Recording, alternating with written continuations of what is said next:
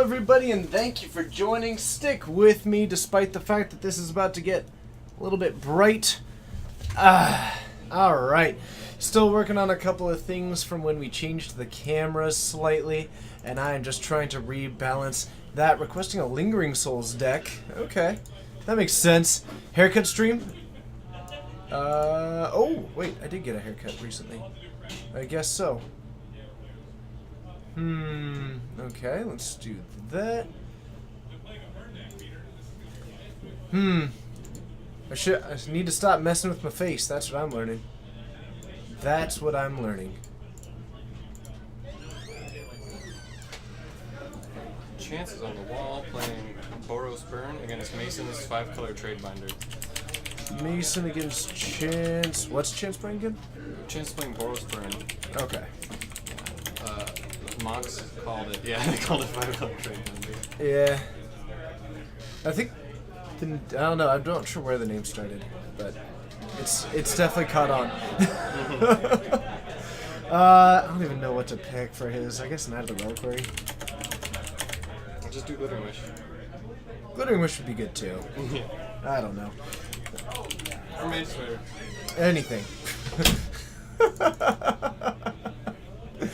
Okay, so we are going to have 4 rounds tonight. Welcome, everybody. I apologize. Icy Sounds, you're amazing. You're awesome. We're going to try and fix this a little bit. We've got a new camera in here. We weren't able to get the one out there working just yet, but we'll figure that out as we go. Let's head on down, have some fun. I'll see you there.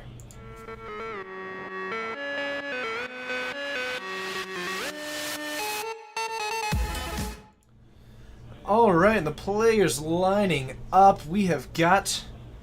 Oh, what's that? Oh, is that Holy Dava? Holy Dava, you are amazing and awesome.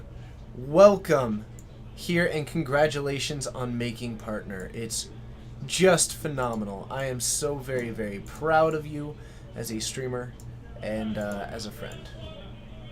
That is just incredible. Now I need to start fixing all these stuff. We were messing with a lot of different things, and now I gotta unmess with them, so to speak, to use a word that is family friendly. Okay. Man, all these emotes are just nutso. Icy Sounds, thank you so much. It's awesome having you here. Now I gotta play with this one just a little bit. Does it look better this way? I wonder. I wonder if it looks better this way. Or is that too glaring? Let me know. Let me know and I can play with some other kind of things on it. Mason going with the smiley face. Y'all are joining me while I'm just kind of testing out some stuff. Y'all are joining me while I'm just testing out some stuff. So, Mason kicking things off with a Windswept Heath. No crack just yet, and kicks it back to Chance. Whoops. Whoopsoo. Whoopsaroo. What's up, Sergio? It's good to see you. Welcome to Brazil. Alright, so this is better than it was before, but could still be improved. Alright, I think I can work with that. We've got a... Sigurd Foundry coming down for Chance, who is going to go down to 17. The only reason I'd kick this off is either a Rift Bolt, Goblin Guide, or Monastery Swift Spear. And we are going to see one of those, I assume. If we don't have one, there isn't a whole lot of reasons, so probably a Swift Spear coming down. Ooh, and it actually is a Goblin Guide that we're going to see coming down. Attacks in 4-2, sees an Olivia Voldaren. My goodness, Mason's deck is just nutso. Hour is sweet. I like Hour a lot. Hour is very much a just cool set. I'm excited about it entering into Modern. Not sure if there's a whole lot of stuff that is going to affect, but I certainly hope so. Man, people are able to tell real quickly when you get a haircut. I'm actually kind of impressed.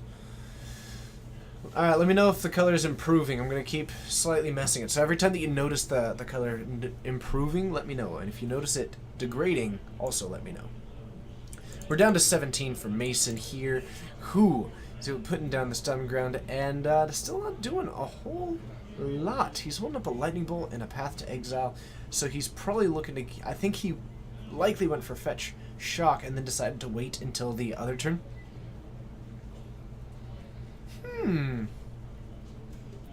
You liked it a little longer? I don't know what you mean by longer, but we have got Monster Swiftspear coming down. Oh, my hair. You liked my hair a little bit longer. Okay, I see ya. I see what you're saying. We're going to hit for 3. We're going to fall down to 14 before... Ooh, and we're actually going to take down the Monastery Swiftspear. It's going to be an attack in for 2. We did see that lightning bolt take it. It's a Glittering Wish on top for Mason. Glittering Wish, certainly among the more interesting things, I think the only 4 of in Mason's deck, other than some mana base. Of course, 2 mana, search for a multicolored card from your sideboard to put it into your hand. And he is going for a fetch here, and we are... Ooh. Our system is catching up with the fact that we've been messing around with our cameras. So apologies if anything ends up missing slightly here, but we do have a new camera in here. You liked my hair before I cut it, but it was so unruly. I would wake up and I'd have to fix my hair. That bothers me. Chance untaps. He's got 2 mana available, plus this Boros Charm. Mason sitting with a Stomping Ground and a Godless Shrine. Reveals a Breeding Pool. We might be taking a hit for 2, but an Abrupt Decay comes down. Green off the Stomping Ground, black off of the Godless Shrine. What a mana base that we are seeing here. Mason remains at 11. Chance kicks it back, who is at 16. He's got another fetch land available. We know that he's got a Boros Charm in hand. And there it is after a pass back. Mason does have some 3-mana creatures, but he is holding up something else. Not a whole lot of ability to interact. He's got this Path to Exile that he's holding up, as well as a Maelstrom Pulse. Might have wanted to develop some pressure there. Chance puts down a tapped Stomping Ground. No green spells in the main deck. T-Forbes, it's great to see you. Multani, it's great to see you. Hello, hello. And of course, we do all get the opportunity to put in some of those super duper sweet emotes like that one. Save the internet, everybody. Save the internet. Oh, but it actually shows up on our overlay. How interesting. This matchup seems problematic for Mason. Hugely. Hugely. He's now within a killable range. Chance didn't take the shot, though, so he might have 1 burn spell in hand, but he might also just be floating on air. Mason needs to put down pressure. You can't play defense at 6 with no threat. And that's the big issue with playing against Burn. At a certain point, you need to have pressure. He could have shocked and then put down the Huntmaster, but that doesn't do much. So I actually like this play. And now we're going to attack for 3. It puts Chance down to 13. And actually, the defense on that means that he's still safe from, say, Boros Charm and Monastery Swiftspear. Next turn, he could put down the Huntmaster and maybe start to stabilize. He is... But we're going to see an end-step burn spell. Look, oh, and it's going to be a Searing Blaze. Turns out we only took 1 to take down that. Oh, Chances at 15. Did not take any of that damage. Untaps. Does he have the kill in hand? Yep, he does now. Gonna pay 4 for that Lightning Helix. It's actually a War Leader's Helix. Do you remember correctly seeing 4 Leyline? You do not. He has got a 100% multicolored sideboard. And that is going to be the end of this game 1. Chance takes it down. This burn deck very able to punish the mana base of Mason, as well as just how Mason's deck grinds a lot. It does a lot of really interesting things, but it doesn't do those interesting things very quickly. And that is kind of the problematic situation. But Mason's deck, almost entirely multicolor, which with those Glittering Wish means that sideboarding gets kind of weird, because you kind of don't want to. Because that just makes it harder to draw what you're actually looking for. But yeah, thank you everybody for joining. My name's TJ. It's a pleasure having you here. You're all rock stars. Welcome, welcome, welcome. This is the Geek Fortress stream. And Shade of Hades, yes! Sub, baby, coming alive, because it's been 9 months since we have had a sub button. Thank you so much, Shade of Hades. Thank you for your support. Thank you to both of you who have subscribed today, and thank you for making this stream what it is. Shame Spiral, we are located in Snohomish, Washington. That's located in the Pacific Northwest. It's a city that's about 45 minutes north of Seattle, give or take. You are incredible, and thank you so much for joining Malon, subscribing with that Twitch Prime. I love it. Thank you so much. You are the best, and I cannot wait to see you more in the future. New camera looks nice. Fun fact, only the one in the booth is the new camera, and we aren't fully capable yet. We're mostly just doing a test stream at the moment. We did have a new one at the table, but it was not working. Mango Dave, hello, your name's great. Thank you so much for hitting that follow button. So we pulled it back and we audibled to the other camera. We are going to continue testing on that one. We were basically setting up a mirror site. Lucas Cortez, thank you so much for hitting that follow button. So we're basically rebuilding the stream on a second location at someone's place to start testing stuff as we're getting ready for the trade over. But what I ended up doing is that since we went back to the old camera, I started playing with some of the settings on it, and so let me know how the table camera looks at the moment, because I did play with it slightly, and it is not quite how it was. I ended up playing with the with some of the color balancing. Anyway, that's a long-winded explanation to say thank you. Thank you. The new cameras are just going to keep getting better and better. Seems grainy? It likely is. Actually, it is should be a little bit grainy. That's kind of the trade-off that we're working with at the moment. Whereas, as opposed to something like... Actually, let's see here. Our green is a little bit high, isn't it? I bet I could lower that somewhat. I bet I could lower that somewhat. Uh-oh! Too many changes. Looks like Chance is going for a mulligan.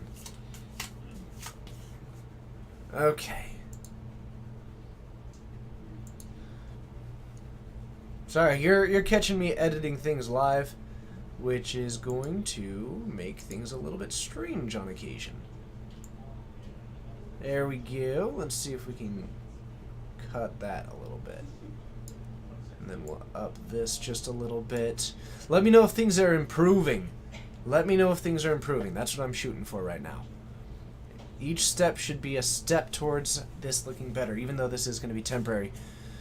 But still, I think that may look better. It looks better to me. So we've got an Arid Mesa kicking things down. I know, Tevin. You got me there. Arid Mesa coming down from Mason, and we're going to be searching up, and the camera is going to hesitate for just a moment as we find ourselves a stomping grounds. Boy, this crossover is going to be rough. Whatever. Okay. Sorry. In the efforts of trying to fix this stream, we might be in a little bit of a gap right now of overall quality, and I hate it. Grim Lavamancer coming down from Mason. Chin's going to draw for his turn. I think we have got a Searing Blood off that, but we're going to go with a Wooded Foothills. Go ahead and early on fetch. Luckily, we're just going to jump the moments when it's all that useless time spent searching.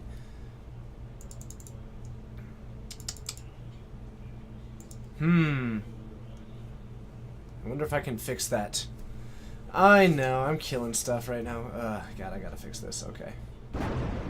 Unacceptable now. Wilberg Sosa. Thank you so much for hitting that follow button. It's a pleasure having you here. Goblin Guide up against a Grim Lavamancer, and we're gonna fall down to 15. Vis Veris Au. Hopefully I said that right. Thank you so much for hitting that follow button. Another land for Mason. Come on, I'm done. He's at 15. The Goblin Guide otherwise.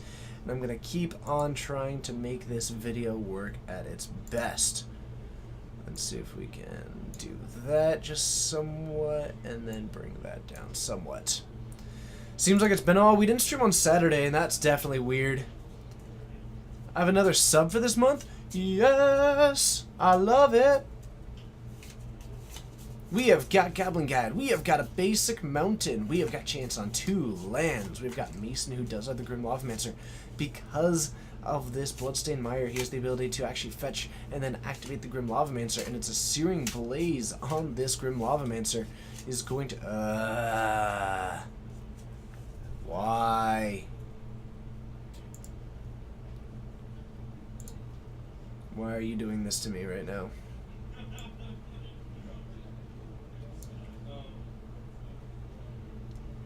Okay. This week, it's been long from my perspective, too. I will give you that. I will give you that one 100%. Alright, let's see if that fixes it. Sorry, everybody. I do apologize. Hopefully you can bear with me through this as we're trying to do this overlay. Okay, so we have got another fetchling coming down from Mason. The Grim Lavamancer is lost, but the Goblin Guide is also gone. At least we're just going to keep jumping over all the filler parts. Chance going down to 15 on this fetch. We've got another basic land, keeping his mana base pretty conservative.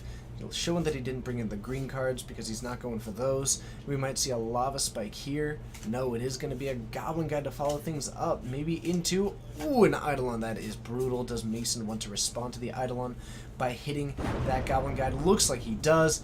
Dowd 003, or 0003, thank you so much. It's awesome having you here. You are a rock star. Mason going to take a little bit. Ooh, and he is at 10. A Soul 5, 6. Hello, it's good to see you. Is that Modern Painter list in the store tonight? I don't think so. That's Joe, and he doesn't get as many opportunities to come out as he used to. Used to actually be part of our casting team, and then ended up, well, I guess he's not anymore. Mason going for the fetch, grabbing a land, and we're going to untap. We've got 3 lands available. It's time to start putting out these threats. He is in trouble. Something like a Huntmaster would be phenomenal for stabilizing, but he needs to answer the Eidolon. It's a Chandra and a minus. Wow. That's not what I expected. I have it working. It's not at 100%. What's going on? Need a hand with anything? I don't think so. I think it's mostly a situation of this camera is just lagging ever so slightly as we're adjusting to the new cameras. Oh, right. Yeah. It's because that one is actually not the new camera anymore because we were having a little bit of trouble getting them both to sync up with the time that we had left. Seems like we got a lot of cool stuff to do tomorrow then. Hello. Hello, MTG Box. I've got a family barbecue tomorrow. It's probably going to be Saturday.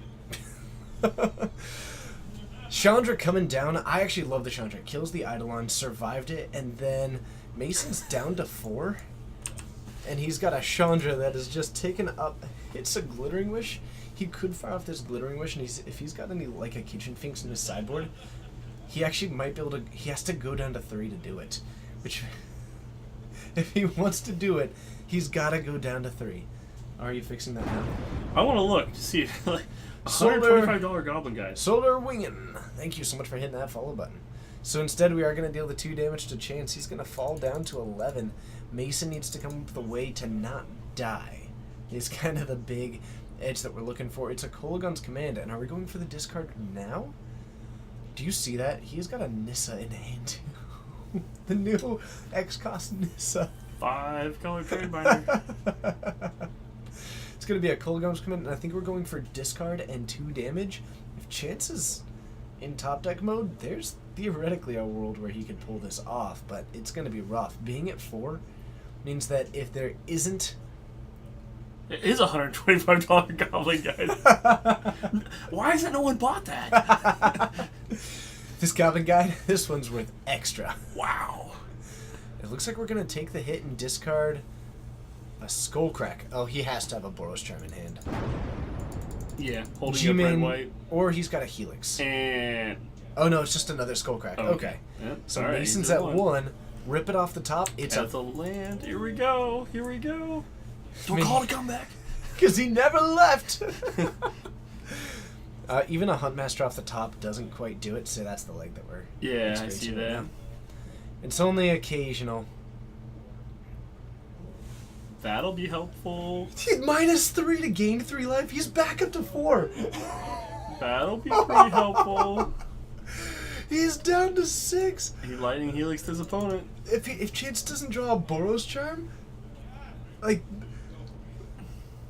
oh my, Another land. Oh no. no! Is Mason Oh, just no. floating the top for maximum glory right now? Oh no. Yes. This is. Yes. You've experienced this all too much online, haven't you? Lately, yes. It's like I had my a opponent's at brutal run. 1 life. What do I draw? Land. I had a What do draw? brutal Land. run lately. And he went for the fetch to go down to 3. That is a bold move on Mason's part. Yeah. A little bit thrown off by that. Not sure I agree with it. Unless he's just think. And he's gone. Of course, Well, you have an Ishkan in this deck. I mean, that'll be good, but it definitely won't stop 3 damage. Milo1217, thank you so much for hitting that follow button. It's a pleasure having Just you gonna exile it. here. Deal 2 damage to him. He's got all the cards in his hand. But none of them gain life. That Nah. fetch seemed kind of unless, ill-advised. unless you're ready to win, like putting If he can deal yourself. 4 damage right now, then he's in a great spot. But he can't. Yeah. This he's got a Boros Charm in his trade binder of a deck. He might. Actually, I think he does. I He mean- might be.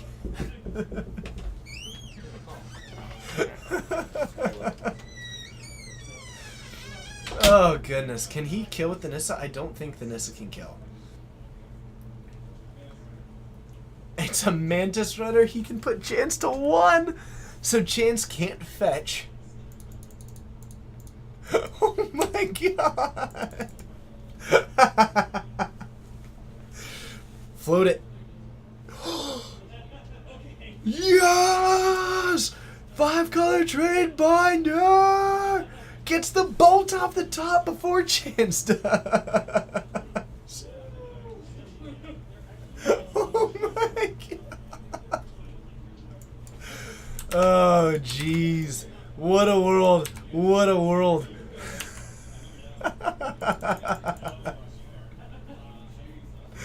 Oh goodness gracious. What a way to go. Mason takes it as Chance just runs into the end. Man, I do love playing Burn. It's my favorite deck to play, but sometimes it just doesn't go right. Ooh, that was glorious.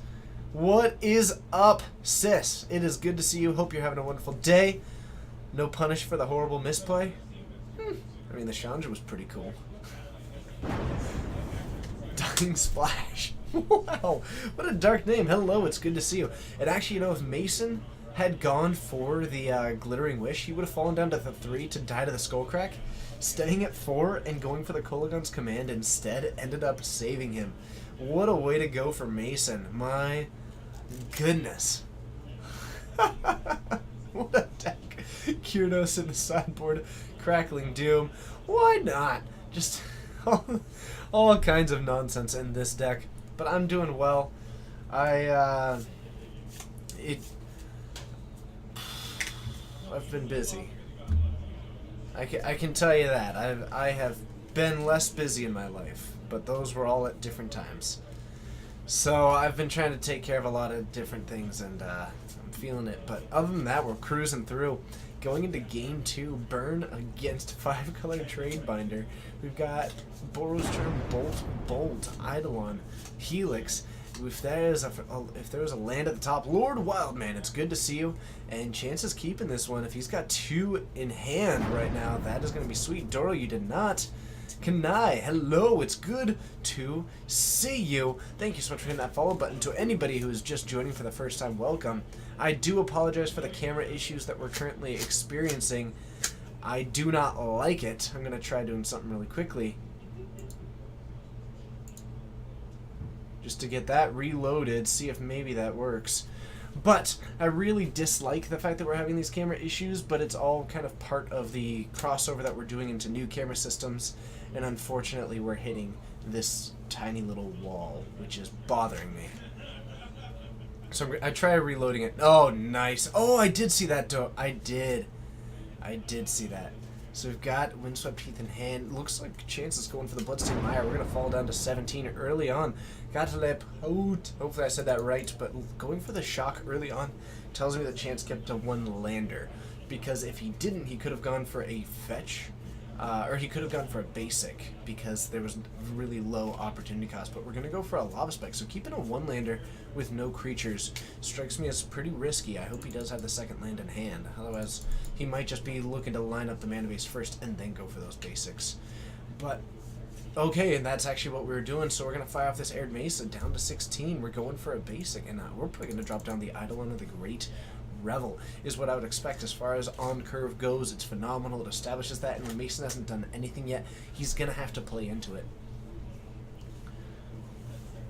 Nice. The Eidolon comes down. Mason going to go for the fetch. Down to 16. At this point, shocking doesn't have a whole lot of relevance because a fetch shock to then hit it means that you're taking 5 to remove this card, as opposed to just untapping and hitting it with the Boros Charm. So putting the card in untapped is basically just to save yourself the turn. It doesn't actually do a whole lot. So we are gonna go for going for the Temple Garden means that he can't cast the Dreadbore. So that is not an option next turn for him. Temple Garden up. Losine, hello, it's good to see you. Welcome to the Geek Fortress stream. It's 16 all.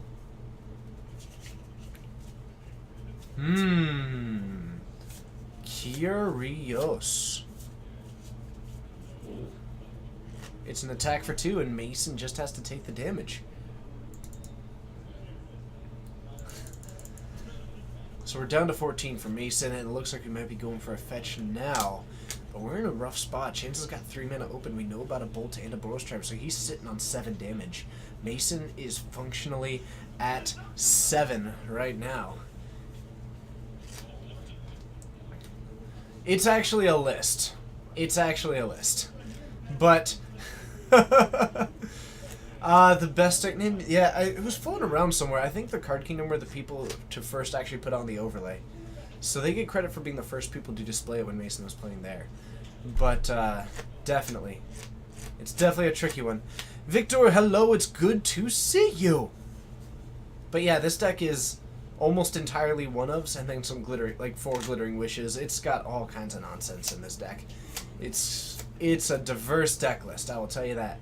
So we've got a glittering wish in hand. We might have another land join the battlefield. He's gonna have to shock it if his intent is to cast that Dreadbore. Ooh, I think going for that Temple Garden is punishing him pretty heavily right now. Chance going for another fetch, and we're gonna see a Lightning Bolt Boros Charm at the end step. Mason's gonna fall down to 6, and Chance has the ability to just untap and win. He's going to take 2, fall down to 13 for this. We're down to 9, and with another Lightning Bolt in hand, all it takes is anything. Helix, Lightning Bolt, Rift Bolt, actually, with what he's currently got going on. Almost anything provides this turn 4 win. Ooh, and that has to enter tab, but do we have another option? DJ Love 456, thank you so much for hitting that follow button. We're going to be down to 3.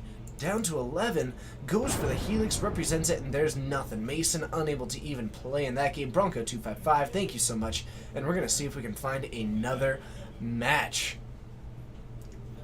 It's just a deck of Silver Bolts. It's a deck of all the cards that he wants to play. That's the easiest way to describe it. It's all cards that Mason wants to play. Let's head on up to the booth. Ooh, I froze slightly. We'll see you up there.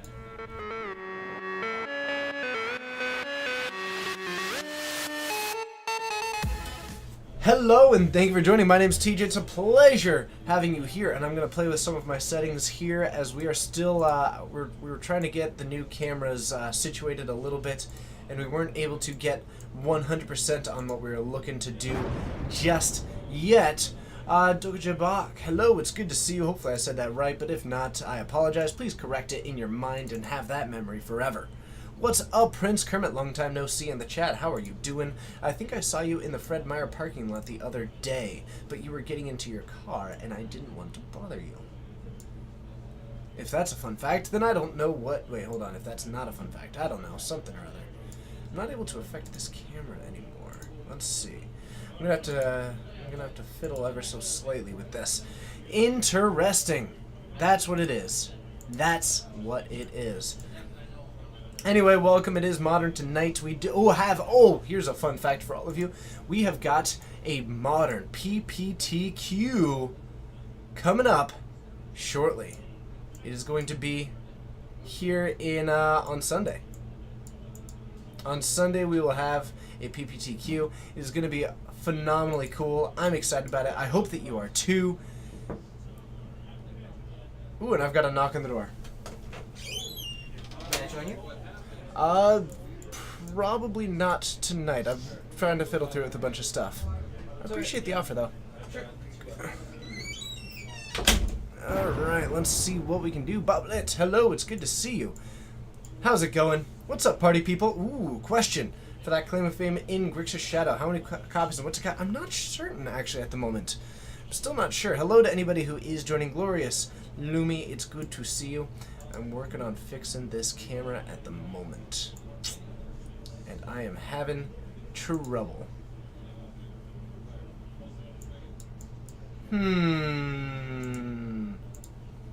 I'll get this. I'll get it. Sorry, everybody. Thank you so much for chilling with me and sitting with me. There's 116 of you who are all troopers for dealing with the fact that I'm just like struggling through this right now.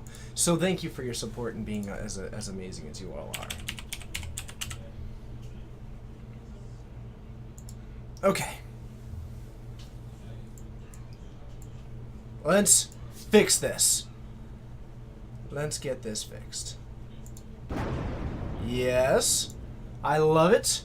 Hello, the great. It's good to see you. Welcome. It's a pleasure having you here. And I hope that you are having a wonderful, wonderful day. No, that's not the one we want. We want this one. Grizz, hello. It's good to see you. Thank you so much for joining. It's a pleasure having you here. What did I just do? Oh, no. Okay. There we go. Okay, now I can start fixing some stuff. I believe. Maybe not. What's the best way to replace shaky? Oh, sorry. I'm just trying to focus on some stuff and... Okay. Yep, there we go. Try to find a new match in it. Thank you. Oh, ho, ho, ho, ho. That was wrong. Okay. There we go. We'll bring that down. What's up, Zach? It's good to see you. I am playing with cameras right now and seeing what works. Hopefully, let's see. I think I may have gotten to a good spot. Okay, I got to a good spot.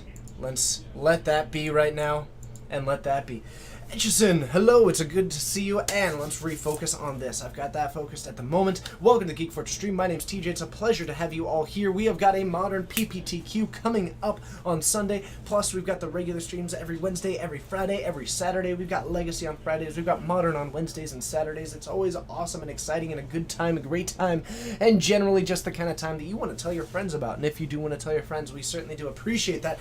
Tell them to come on by and hit that follow button and join us in the future. In the meantime, of course, you can also subscribe if you want to help this stream do what we do, increase the sharpness. I can certainly work on that. It's a new camera and we haven't been able to fiddle with all the settings that we have access to just yet. I'm seeing it do some auto stuff anyway as well. But am I always this animated? Yeah, I would say yeah. I don't know. Let chat decide. Let them answer that one. Chat, what you got? I'm going to look at you down here. Do what you do. Ali 30. It is good to see you. I hope that you are having a wonderful day, morning, night, whatever it is, wherever you are. Know that you're incredible and that we appreciate you here. We're going to find another match because we've got like 10 minutes left. So Dylan's out there and he's going to see what he can find. Move on over there. So, should be good, should be fun, and if not, we've got 4 rounds. 4 rounds is great, it's the perfect amount, unless, of course, you want more. Then it's not the perfect amount, it's too few. But we can't do much more than that at the moment, so we'll just have to make do with what we do when we do what we do. I said that way too much in one sentence, but that's okay, we'll move on past it. But yeah, hello, Teddy Jr. It's good to see you. So back to Claim to Fame. How do we feel it? When do we feel it? How many? I don't know. Does it make it into the deck at all? A lot of people say yes, but I'm not 100% convinced, but I'm not a Shadow player. What can we do with it? If Chijo was dead, he'd be anime dead? Boo. What can we do? I don't know. I guess I'd run like 1 or 2. I probably wouldn't run an enormous amount, but I guess you'd probably take out like a Kolaghan's Command or Inquisition or something like that. Litsky! Hello, it's good to see you. Welcome. It's a pleasure having you here. What does Dylan think? I don't know. I haven't talked to him about it. Count 210. Thanks so much for hitting that follow button. It's a pleasure having you. What's my favorite card from Hour of Devastation? I think my favorite card... I mean, the Nicol Bolas is super cool. I really enjoy the Hasty 2-1. I like the gods are really cool. I love the new Sandwalla. I love the frilled Sandwalla. That's like super cool. I don't know. I'm not 100% certain on what my favorite card is. The Hour of Devastation card is really cool. Oh, you know what? That might be a Teddy Jr. That's right. That's right. The Crucible. the Critter Crucible is actually really cool. Basically fills the Orzhov's charm slot from Esper Shadow. Yeah, but I didn't... Ariana, hello, it's good to see ya. I didn't really like Orzhov Charm in the Esper version anyway, so I don't know. TJ likes the Horse Lord, you liar. Yeah, I don't know. I just don't know. Hollowed One? How is Hollowed One busted, though? I guess cost reduction is always dangerous, but I don't know. It doesn't really matter how much you reduce a pointless 4/4. It's always going to be a pointless 4/4. So I don't know. I'm unconvinced, but maybe. Maybe. And I certainly look forward to losing to it one day. It could absolutely and likely will happen. So, who am I to say? Who am I to say? How many playing tonight? That's a good question. I suppose when Dylan comes back with some info, I will ask. Looks like it's in the mid-20s, probably around 24 to 26, anything like that. But I'm not entirely certain on that one. It's probably going to be cool. Lucas9669, thanks for hitting that follow button. It's a pleasure having you here. Where are all these new followers coming from? I don't know. But I appreciate it, and I thank you each who have subbed as well. It is, of course, Lorsfe. Hello, it's good to see you. We are kind of at the point of the month in which all the subs reset. So thank you to the people who are subbed, and if you are considering it, please do keep considering it. We are investigating right now. We have got a long list of tasks that we've been crossing off. I've been working a lot with Ian to get moving forward on a lot of our improvements. So we have got all kinds of cool costs coming up in the future. And those costs are awesome, but they are costs. And if you want to help pay for that because the stream is entirely self-funded, feel free to subscribe and help out. Plus you get some cool emotes, which of course will be the only emotes that you get at the moment because every other emote is currently that swirly bar because of net neutrality. You want to talk about Bantu's Last Reckoning? I think that card's pretty good. Actually, I really do think that it is. Foley, hello, it's a pleasure having you here. I think Bantu's Last Reckoning is great. Like, if I am looking for a Damnation, Anonymous Viewer 1, hello, it's a pleasure having you here. If I want a Damnation, I would be running Bantu's Last Reckoning, I think. The big issue, however, is that do I want that over, say, Anger the Gods? How relevant is the exile clause on it? And I think that's the biggest issue. And it's also like what decks are looking for a Damnation right now, because they haven't been super popular recently. I really think that Bantu's Last Reckoning is good. I'm just not certain if that's the effect that I'm looking for. But if I'm looking for it, that's the one that I want. Because I think just being able to cast it on turn 3 is so... Like, taking off turn 4 doesn't matter a whole lot if you won on turn 3. So, I don't know. I just don't know. Hey chat, any suggestions for Mono White EDH? Go 8.5 tails. Make your friends hate you. That's what I always recommend. But EDH is always kind of, it's bonkers. It's bonkers in every possible way, and that's just what it does. So, that's always kind of cool. Anyway, I'm excited. We've got the Sunday Showdown coming up. I should probably see if I have a water in here, because I've been talking a bunch already. Look at that, I do. Lucky me, I thought ahead. Sunday, it's going to be great and amazing. I hope you're excited for it, because not only do we normally stream every Wednesday, every Friday, and every Saturday, but you can join us on Sunday, beginning at noon, I believe. And what will we be doing? That's right, it's a PPTQ, a Preliminary Pro Tour Qualifier. The format, Modern. The other format, Fun. Ronnie, hello, it's good to see you. Oh, that didn't make any sense for the fun, but that's okay, because Modern is fun, it is sweet, and that means that we get to showcase some competitive REL, some awesomeness, as we step forward for many, many rounds, plus a cut to top 8 of these players vie for their shot at an RPTQ. That's right, so many initials, so little time. But it will feel like a lot of time, because it will be a non-stop train of fun. And that's right, you'll find yourself counting the cars just like you always do until you decide that maybe 112 is just too many, and I have got better things to do. But then you get frustrated, because what if there's only 114 and you end up quitting early? But you gotta keep going. But then you eventually decide not to. Will that be streamed? Yes, it will. I will be here in the booth, and I will likely have a co-host. I should probably figure that one out. But that's a task for another day and a future TJ for him to worry about. But yes, it will be streamed, and I will be here. It will be incredible. Hopefully. I just splashed water on myself as I gestured with an open water bottle. Way to be, TJ. Now I just look messy. Well, that's unfortunate. But it doesn't look like we're going to get the match here in round 1, but that means that we've got round 2 coming on up. Should be great, should be awesome, should be fun, and we're going to get 2 cool, super cool decks to face off against each other. You can't see it on camera? I know, which is incredible. I definitely prefer it that way. Avacyn is stupid with Armageddon. I mean, Armageddon is always stupid. Everything that you have out on the board with an Armageddon is stupid. The card's just great. The card is so good. Armageddon. Put it back into standard, please. Don't. But actually, standard looks good. Keep your eyes and ears open. There is a very good chance, and I don't want to commit to it just yet because I need to figure it out.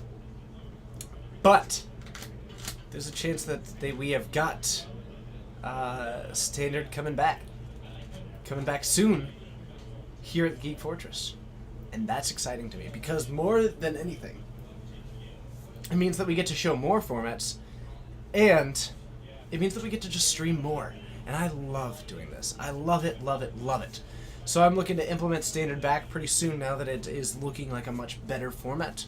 And, you know, if we've got the player base that's actually interested in playing it, and if that happens, then we will be jumping forward back into standard broadcasting as well. So I'm really quite excited about it. 4 nights at the Fortnite.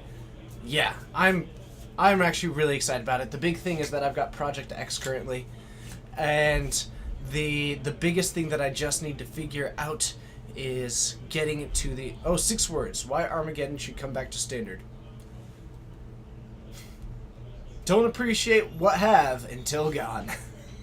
Lance. Thoughts on the changes to MTGO's published lists? I'm not for them.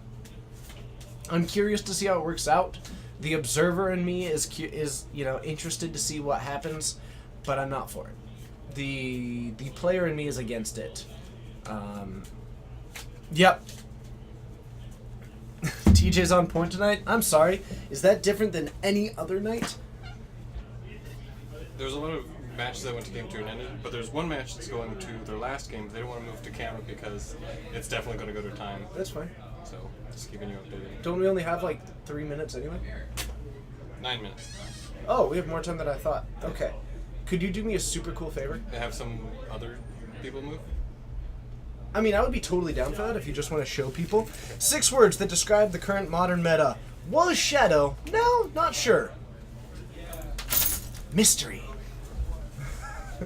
Would you like me to do? I would really enjoy something to eat. Thankless. Thankless Yeah. Odin. It's good to have you. Could I get to... Oh, Dylan, wait, I had a question for you. Oh, yes, I do.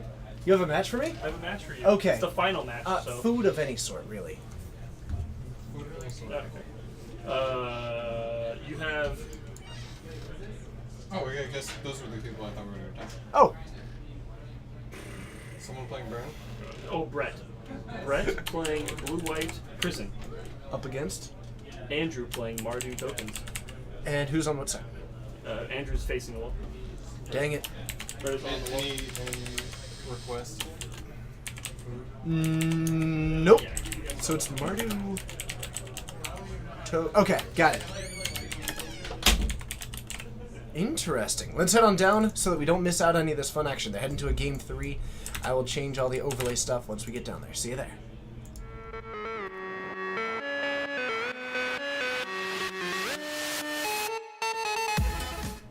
So these players are lining up. We've got apparently Blue-White Prison, which I am going to assume is running Detention Sphere. But it being a prison is definitely an interesting one.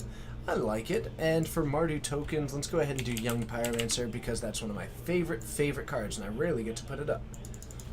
Okay. Claim fame. That's the one. That's the question. Okay. Is anyone for it? There is... I actually do have my arguments for it. I'm curious about it. I have things that I do have some things that are actually, like, good things. I see why they went for it. Them making that decision makes sense. From a certain perspective. I think that perspective is flawed, personally. Now, but I don't dislike that they're trying things. Miss Letty. Hello, it's good to see you. Welcome. But I think that it has got some very distinct upsides. And I'm just not sure if those outweigh. I think that those same upsides can be achieved by moving in the other direction, though, is kind of the weird flip side.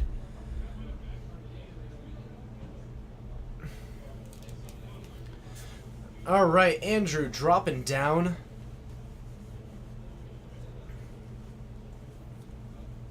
A Sacred Foundry, and then going with a Blood Crypt. Brett has just a Celestial Colonnade, which is doing not too much, and woo!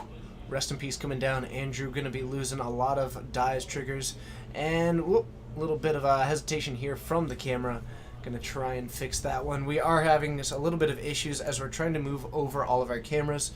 It turns out that we are putting a little bit more stress on the computer, which was already maxed out. We didn't think about that at the time. So, we are working on some solutions for what we've got, but unfortunately we just kind of have to deal with it tonight. Did not expect that one. Turns out that these cameras just take more effort, but that's okay. We've got Lingering Souls coming down. We aren't going to be able to flash it back, but we do have 2 of these 1/1s at the moment. Brett, with 3 lands available, could drop down a Detention Sphere, which turns it into a 1-for-1, but that's not all that great. Instead, going for a Spreading Seas onto the Blood Crypt, disabling the double black, which could potentially be a Liliana. Also stops the double red. Strikes me as a pretty reasonable play. He ends up... Andrew's got an island, which is not that good.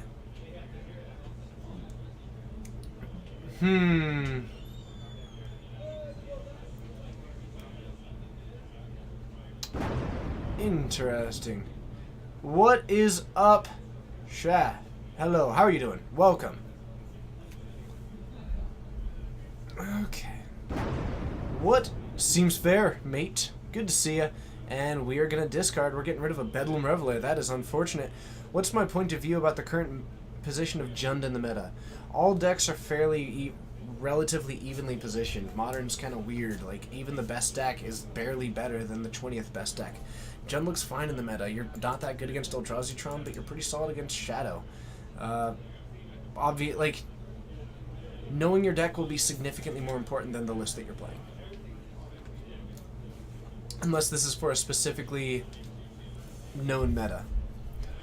And an Eternal Scourge coming down for Brett. Now, this is sweet. This is so sweet. So, Eternal Scourge, I gotta bring this card up. What a cool piece of tech. Eternal Scourge alongside a Rest in Peace will never ever die. Yato2235, thank you so much.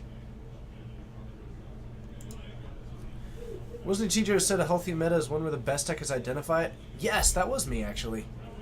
And actually, when I said that, my defining point for that is for Standard. It obviously can't apply to Modern, but... that was me. Oh, I'm getting quoted. I dig it. I dig it. How exciting. Woo.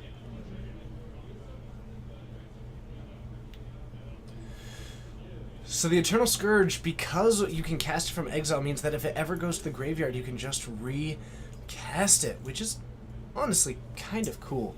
We're going to take a look at this, and...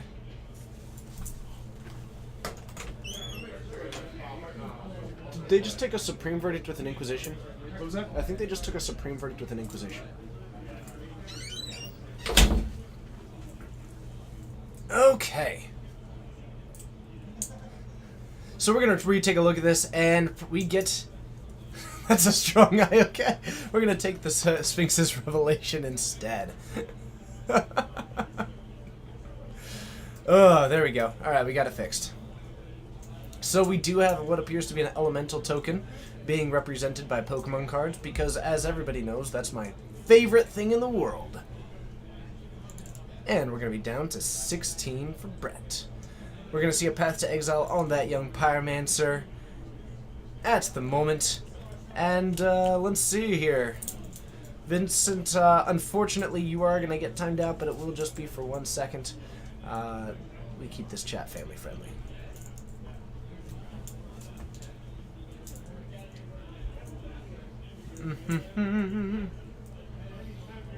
We try and keep it family friendly.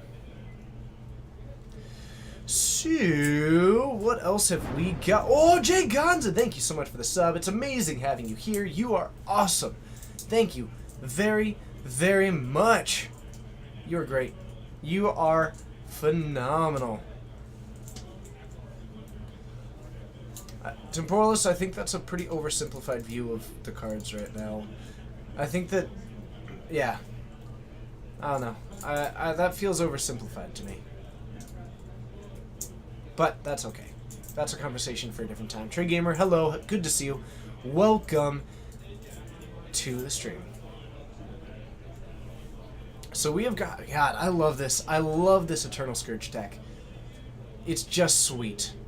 It just looks sweet. Jay Gonza, thank you so much for the sub. It's awesome having you here. Get us up to 115 subscribers. I appreciate that. A lightning bolt coming down for Andrew.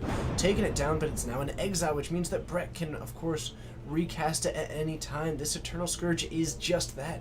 Eternal. Recasting it out from exile. Absolutely love it. Needs Serum Powder so you can mulligan to 8. Love it. Oh, I love this. This is super cool. What a resilient win condition. And it gives you a reason to proactively run Rest in Peace in the main deck, potentially. Which explains why it's in there, because it's not overly incredible, even though we actually ended up seeing the Bedlam Reveler and the Lingering Soul, so the Rest in Peace is actually pretty solid. Better than I would have expected. Another Spreading Seas coming down, and we're going to hit the Sacred Foundry. We are left with just 2 red sources. Likely, Andrew's still going to be able to cast anything. This is more of a cantrip than anything, I assume. Captain Harris, it is good to see you, and we've got an attack for 3. You can block with the 1/1 if you feel like it, and it looks like that is the case, and now we are sitting at a 2. Oh, man. This is sweet, and we're going to Detention Sphere on the Lingering Souls. That's going to take them both out. Brett sweeps the field. Thanks for the host, Murph. I know you do. In fact, actually, I spotted it as Legacy playable far before I spotted it as Modern playable. I saw that card and immediately thought Food Chain. I did not think Modern grindy.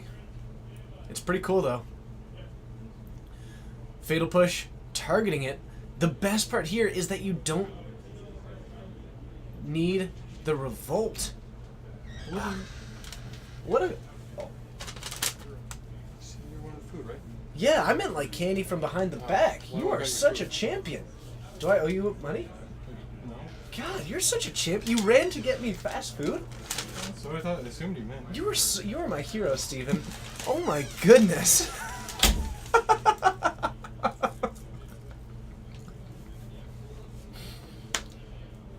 Oh my goodness. Trey Gamer, what do you like playing? What kind of strategies do you like playing? I just got some... Oh my goodness. Blood, it is good to see you. How are you doing? Also, Claim to Fame? That's not Dylan, that was Steven. Anybody in chat, do you have any opinions on Claim to Fame in Modern? Play of the Week by Steven? Absolutely. Steven's a champion. That's Albino Bear, and he gets my sincere thanks. So the Tide Hollow Scholar. Goodness gracious. Alright, so we're just correcting that one up, and we are going to start firing through. Just eating a little bit of this. I'm super excited for you, Holy Diva. Mm-hmm. Mm-hmm.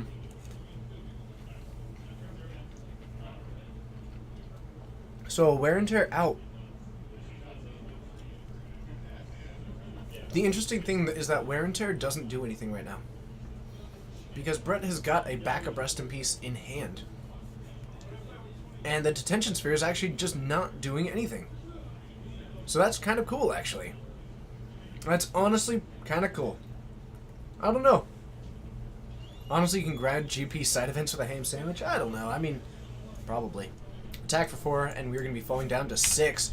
Looks like this might actually be taking it down within the time frame. That is impressive. That is so impressive. Okay, so we are on turn 2, but Andrew at 6 means that Brett can theoretically actually pull out a win here.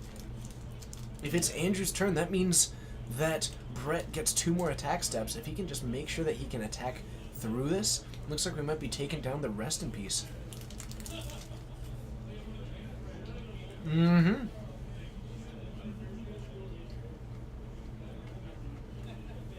We've got a Bedlam Reveler. Ooh, and that Helix might actually be the...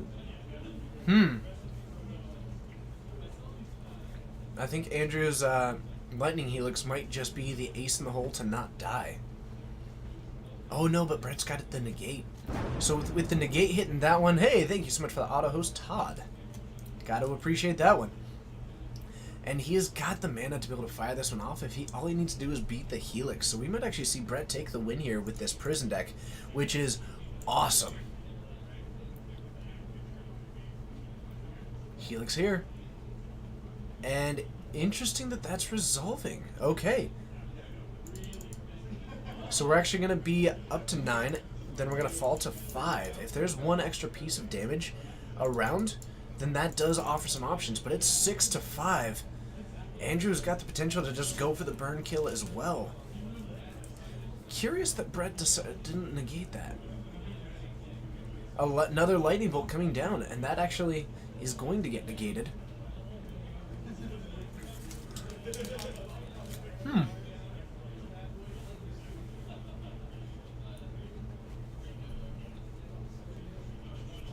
Now on turn 4, a Thoughtseize available, as well as a Bedlam Reveler. Could potentially cast this Bedlam Reveler. Alright, we're going to discard our hand and draw 3. That discard is going to be a Thoughtseize, which is pointless. And I think we are looking at... Okay, so Andrew has exceeded his ability to win. We're leaving up a white and a black mana, and we're going to draw 3. We find a Faithless Looting, an Inquisition. Might as well fire off the Inquisition, actually. You've got a Ghostly Prison and a Rest in Peace takes the Ghostly Prison, because why not? Is there a second win somehow in this deck? We're on turn 5. Lord, Tony, hello, it's good to see you. Thank you so much for joining. Woo!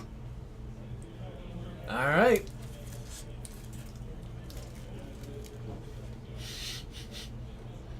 What a way to go. A split right at the end.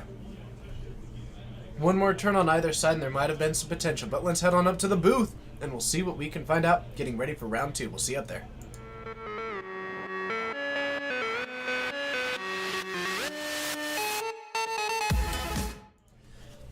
Hello and welcome to Geek Fortress Stream. My name's TJ and welcome. It's awesome having you here. We're doing 4 rounds of Modern. As a quick note, if you have to ask, the answer's probably no. But welcome to everybody. It is going to be awesome having you here. We have got 4 rounds of Modern, plus we do Legacy on Fridays, plus Modern on Saturdays, and of course we have got the PPTQ Modern format happening on Sunday that we will be streaming as well. That's right, no rest for me. It is going to be a great time, and I'm going to take a bite of this chicken sandwich because Steven is the MVP of the night.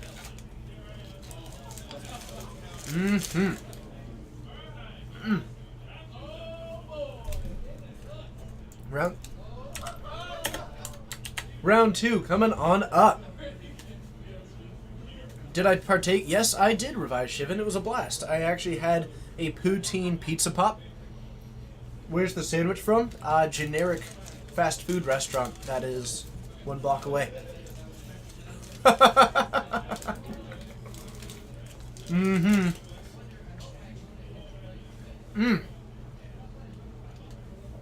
Steven is the real MVP.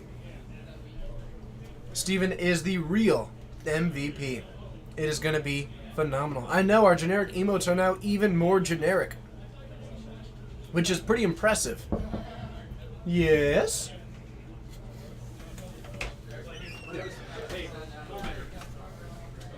Don't you do this. Don't you do this to me.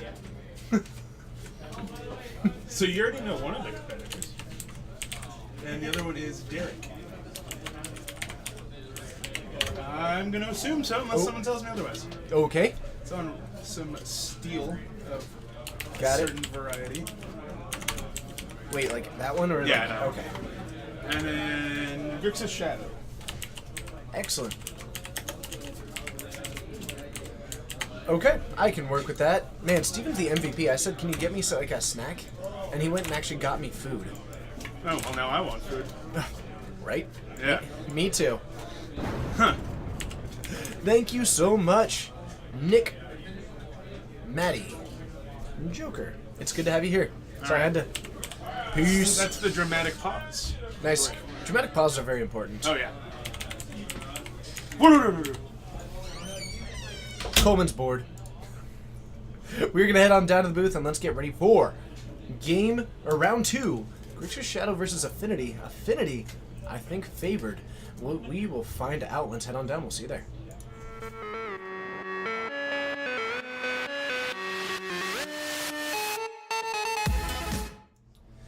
Alright, the players lining on up. Affinity versus Shadow. The Flyers from Affinity could be a pretty potent combo here.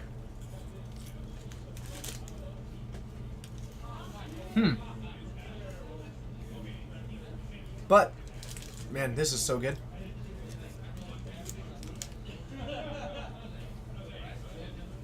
This is a professional stream.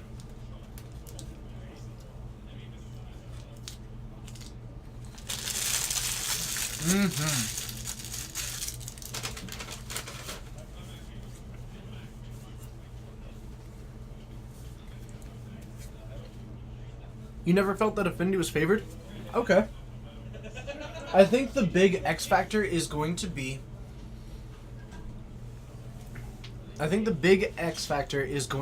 Derek's Kolaghan's commands. Kolaghan's command has got a lot of potential in this matchup, but the other pieces is that on the draw, the hand disruption gets phenomenally awful. I do think... Oh, hello to everybody who's watching me eat a chicken sandwich. It's awesome having you here. You're all incredible. Yeah.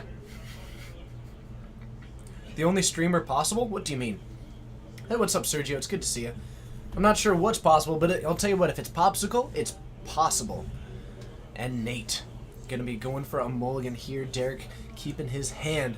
That does not bode well against a deck that has got a lot of hand disruption. That's gonna be kind of this weird thing, which is the hand disruption is so bad against Affinity, except sometimes turn 1 on the play. Khalifa, hello, it's good to have you here. I hope you're having a wonderful day, night, morning, whatever it is, wherever you are. It's just incredible having you here. So we'll see what happens, but I think the explosiveness of Affinity just has so much potential in this matchup. I suppose it is probably quite close. Ooh, and we get a little bit jump ahead. I do apologize for the cameras. They're not normally this spotty, but in fact, I'm going to do a quick reset on them. But we are testing some new stuff, and in doing so, we ended up upsetting the careful balance that we had on our processor, which was maxed out, and one land, but you can present 4 damage on turn, or 3 damage on turn 1, potentially.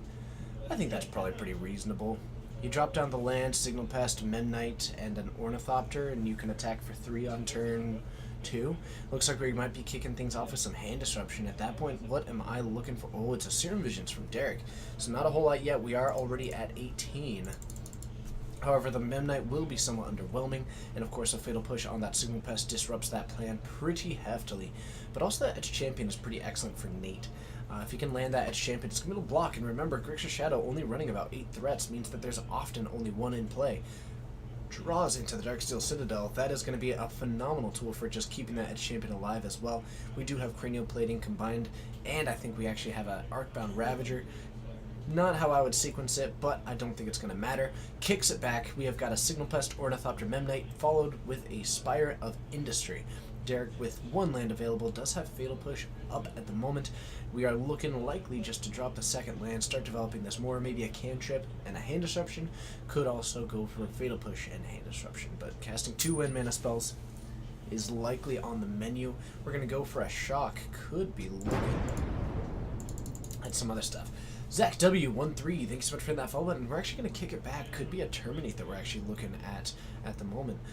I would expect that what Nate is looking to do is go for the Darksteel Citadel into the Arcbound, or the Memnite into the Arcbound Ravager, would be my assumption.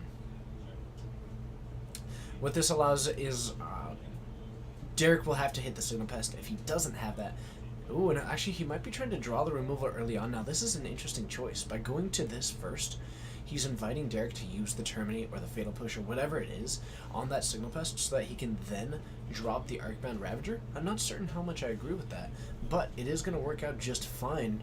We get a little bit of a hit here, and we are going to fall down to 13 for Nate, and we've got that Arcbound Ravager on 1 here for... I'm sorry, so Derek at 13, Nate still at 20, not taking any damage just yet. And I believe... Oh, hello, Yoshi! 8 months hype. Go, Shadow. Thank you so much. You're amazing. I do apologize. I'm going to chow down to another chicken sandwich between games, probably, or something like that. I don't know. If there's a slow moment, I'm going to devour this sandwich. But thank you for your sub. Your sub is actively working right now. We have got a new camera here in the booth. Kevin Jahir, hello. It's a pleasure having you here. And it was totally paid for by that subscriber money. Thank you, everybody, for the support and the help. We have got some cool stuff going. Scarlet Spud, nice. Very cool. Shadow Murloc, thank you so much for hitting that follow button. It's amazing that it's been that long. Weren't you previously the real Arsenal Lunch?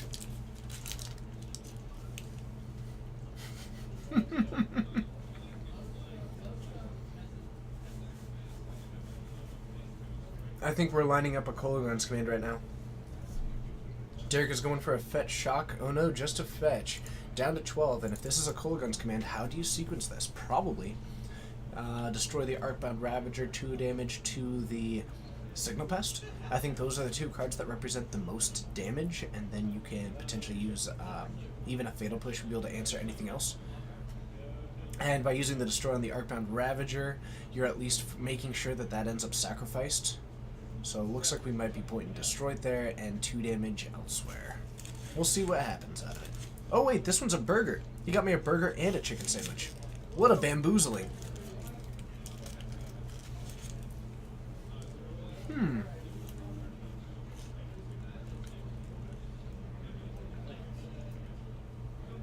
I'm not sure I like discard against 2 cards in hand.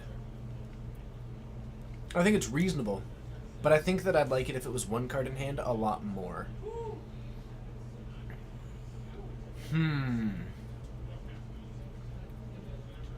don't know. I don't know. We might be going for the discard, though. Oh, there is only 1 card in hand. I'm sorry. I thought he had a cranial plating in hand at some point.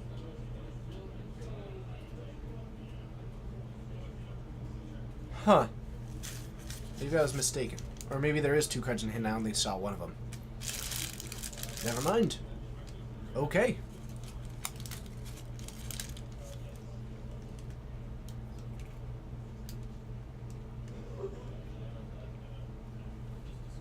Alright, so we're lining this up and we lost that. I must have misseen or something. Either way, Nate draws and hits a Mox Opal naturally. Nice. That is actually a pretty solid draw. We do still have the Signal Pest up and running, so we're actually going to be able to attack for a pretty sizable amount. This is a hit for 6. 2-turn clock that Derek has put himself into. We're down to 6.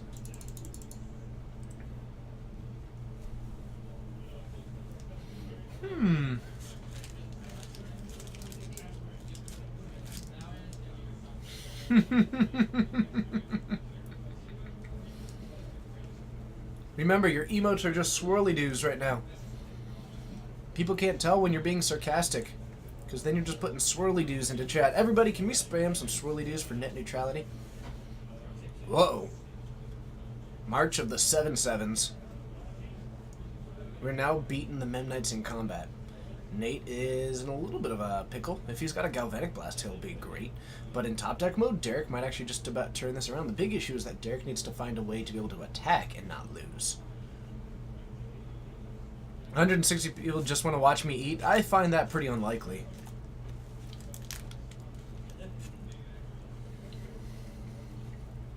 We've got a hit for 2. Now I've got some 9/9s up on the field. One of those survived. Are we overloading it? I think we overloaded it. We may have overloaded the swirly doos. Whoa, did we really... The Galvanic Blast? Oh, it gets hit by a Stone now, but what are the odds of that? Oh my goodness. Nate untaps. His opponent is at 4. Nate at 19 after casting that Galvanic Blast. Jeez.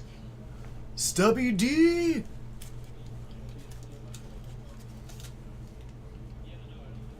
And we're going to attack for 2. Derek needs a removal spell right now. He drew into a Thought Scour. He can Thought Scour himself just to try and draw one. Probably you want to use the... I think you probably want to use the Steam Vents. That way you can get Fatal Push, because you run more Fatal Push than you do, like, Terminate. And the big issue is that if he does this and then draws the Terminate, then he wouldn't be able to. So he's actually got a little bit of a perplexing situation right now. Radical Dreamer. Hello. It's good to see you. He's actually at 2. He just didn't update his die.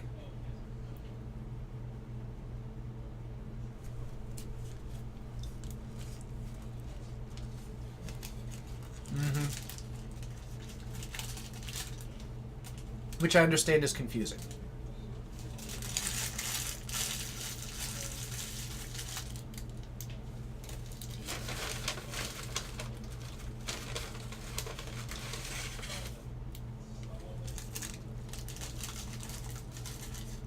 No, he was at 4 last turn.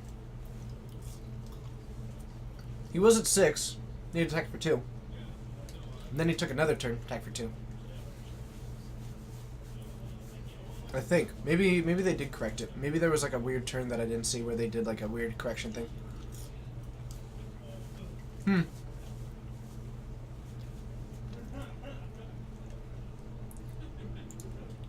Yeah, we'll just say that they're right. I'm honestly not that concerned about it.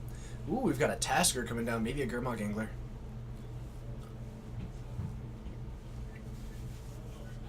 Still, Nate playing pretty patient right now. Still has this Ornithopter.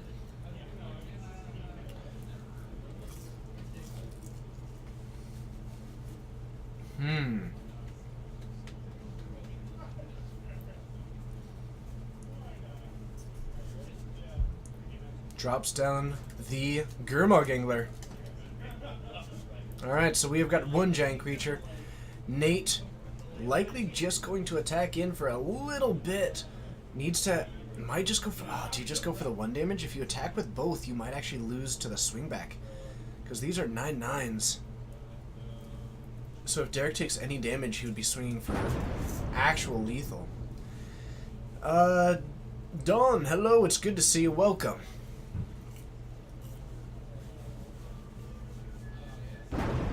Welcome, welcome. It is good to see you. I am Colin. It is good to see you. Welcome to the Geek Fortress stream.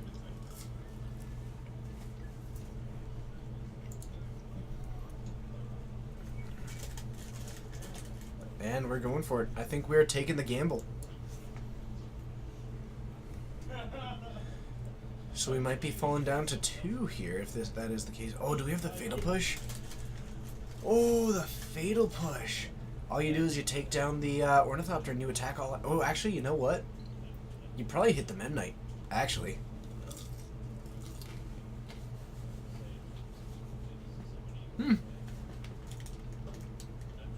It's all the same. It is likely going to be all the same, though. Love, hello, it's good to see you. Welcome to the Geek Fortress stream. We do have a Terminate in hand, so we could just fire off the Terminate. and take it down. The only thing that loses to is like a Spell Pierce, but I think we've got a Serum Visions, and it's at least worth finding out. And Nate likely isn't running those. So I think we just use the Terminate there. I don't think we have Snapcaster. I believe we have Serum Visions in hand.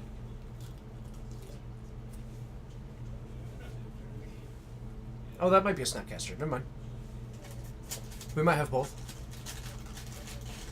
I don't know. I like not knowing what's in hands. It's interesting. There's actually this super cool debate. It's not even a debate. There's not enough people discussing it for it to be a debate. There's this thought in commentary about knowing the hands and not knowing the hands. Terminate on the Memnite, and that should be a win. Nate picks him up. We're going to see a game 2. But there's this interesting thought about perfect information, and there's some who advocate for hand cams and having similar to like a poker reader where you use like slide your draws face down on it so that the booth always knows what you have in hand. And that allows them to provide a lot of information, things like that. Katie and Lambert, hello, it's good to see you. Welcome to the Geek Fortress stream. The other thought, which actually I tend to favor more on, is actually letting those mysteries be mysteries. JNez013, thank you so much for hitting that follow button. And I think the main difference is that by keeping it a mystery, you enjoy... Gelsing, hello, thank you so much for hitting that follow button. It's a pleasure having you here. A lot of new followers today. Thank you, everybody. It's awesome having you here. We recently crossed 7,000 last week. Last week we crossed the threshold to 7,000. Give you all a pat on the back, or give yourselves a round of applause. Whatever you want to do it. Celebrate.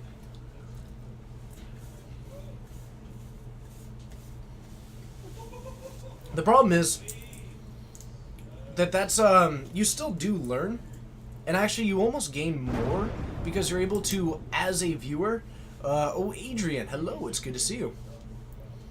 But it's actually interesting because with less information than you, like myself as a commentator, or them, you're able to see these lines of like, that's why they were playing like this, and you're able to more distinctly see why they're taking interesting lines.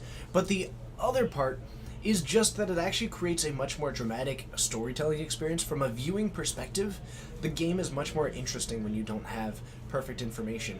There is no point in watching this stream if we had perfect information. We said, all right, well, they're going to go da-da-da-da-da, and then the next turn they'll do this, the third turn they'll do this. The other person is going to da-da-da, but they're going to get hit by that, and then da-da-da. And it ends up being kind of boring to watch. And, like, I get the idea of da-da-da to learn, but actually the viewing perspective is significantly better with imperfect information. Yeah.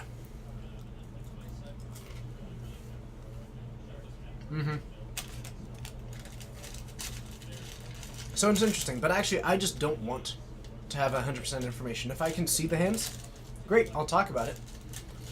But when it comes to like the top decks, I don't need to know what it is. I want to see it. I like the suspense. I like wondering. And from a viewing perspective, it's just better.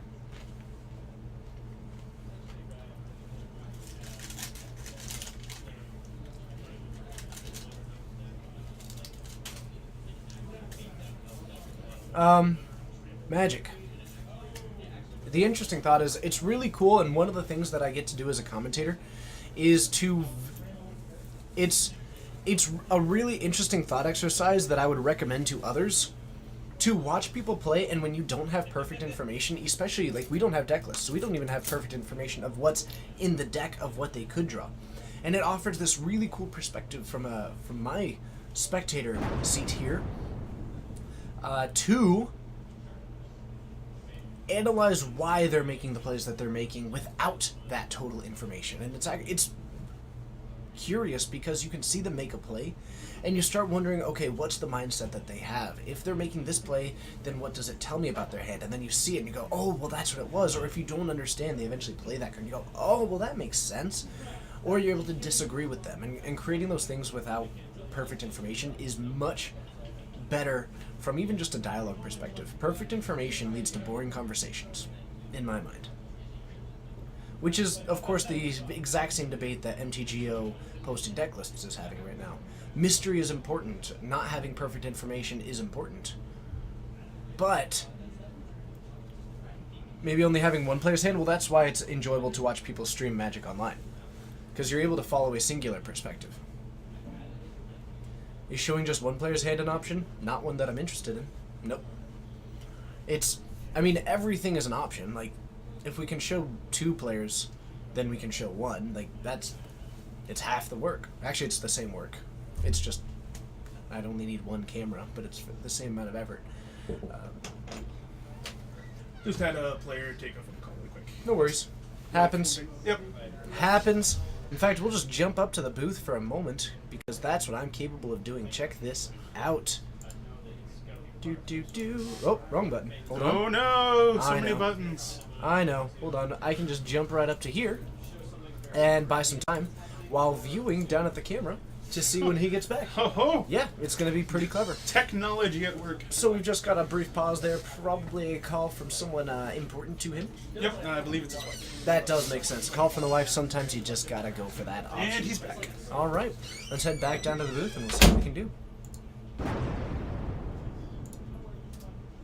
Dexter Father, hello. It's good to see you. Thank you so much for joining.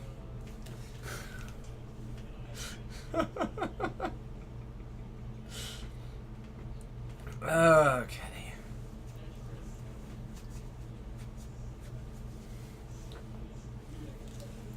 Benjamin Berry, the whole point of doing this is that it's not Magic Online, though.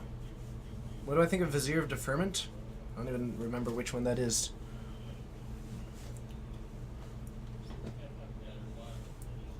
But watching from a singular person's perspective isn't like why you do commentary. Playing a middle ground and watching 2 decks interact with each other is why we do this. Watching from one player's perspective is 98% of all the content on Magic Online, and frankly, I'm okay with them being the people who make that. I'm not looking to cater to that from this stream. I do a home stream. You're welcome to watch my singular perspective there. But that's not what I'm interested in.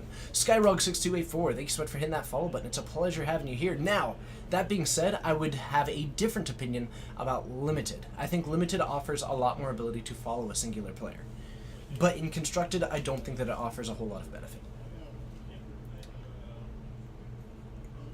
Okay. Whew. All kinds of stuff. All kinds of stuff. It's the 2/2 Flicker Wisp that only hits attackers and blockers. Why not just run Flicker Wisp?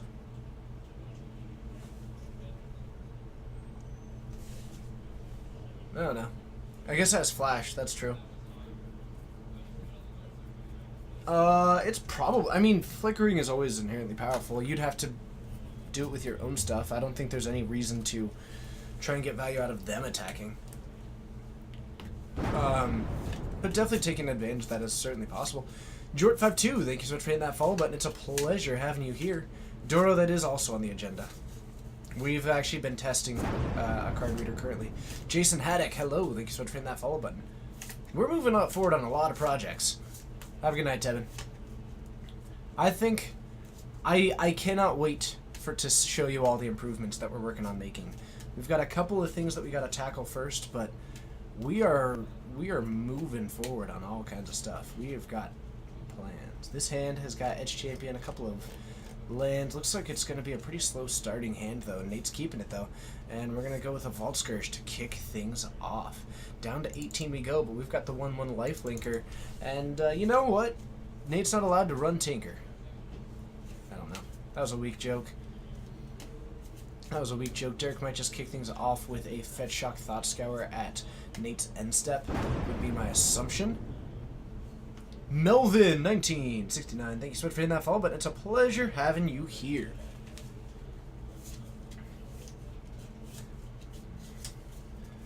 Derek. Iron out his line. Thought Scour is an option. Do you go for it now or do you go for it later? If you go for it now and then you draw a Street Wraith, you might have some options there. But do you care about that? Because you still can't do anything with what you end up drawing, so it's not like you're going to draw another turn 1 play. So it looks like we are going to go for the shock here. We are down to 18, and we're going to go with the Serum Visions, which was the other debate. So, firing that one off now, saving the instant draw for later. This card does work quite well with a Street Wraith, however, because you can put a card on top and then draw it off of the Street Wraith. Looks like a Thoughtseize is the draw for Nate. Interesting card to bring in. Might be considering Grixis Death Shadow to be almost like a control deck in its aspect, or maybe just realizing that it operates a little bit like a combo in that there's so few threats that you might be able to hit one. But the Thoughtseize is definitely not something that I expected. There is a Ceremonious Rejection, able to counter target colorless spell. We've got Tasigur in there, which appears to be the only threat currently. So does Nate evaluate the card that answers him to be the larger threat, or the only threat in that hand? Oh no, he's got 2 threats in hand. Blaze, hello, it's good to see you. Thank you so much for joining, and it looks like the Ceremonious Rejection is going to be the pick of the day. We do have 1 Thought Scour and 2 large threats. Magic Neo, thank you so much for hitting that follow button. It's a pleasure having you here. Y'all are a rock star. Lots of lands, otherwise 2 threats, can drop one of them next turn. Likely with those cards in the graveyard currently. We do have the Serum Visions, the Ceremonious Rejection, plus the 3 cards from. So we actually should be able to cast that Tasigur next turn. An attack for 1 puts Nate up to 17, and Derek down to 17. So 17 all. Ceremonious Rejection in the graveyard. That is a Vault Scourge. That is a Vault Scourge. It is the F&M promo, or the whatever promo of it.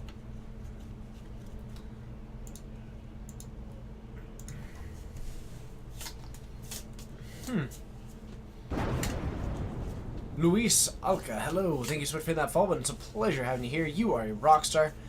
And we are going to go for a fetch. We're down to 16. Derek deciding what he wants to do. Do we go for a fetch land? Do we not? Probably going to. But we don't have enough information about the hand. So 16 likely. Maybe we do save a little bit of that life total. We can. Okay, and we are going to go for the shock. Down to 14 we go. Nate looking to next turn probably drop in. Depending on what he draws, if he's got another Darksteel Citadel, then what he can do is actually drop in the Etched Champion pretty safely. Otherwise, you might go for the Master of Ethereum, depending on how those draws. But I think my expectation is to see the Etched Champion come down, especially if Derek taps out. Thought Scour coming down here for Derek. We're going to mill the top 2. Snapcaster hits the bin as well as an Inquisition. We draw in, hit yet another land, I believe, which is brutal. I think we've got another 3 lands in hand, as well as... oh, my goodness. My goodness gracious, golly gee gosh.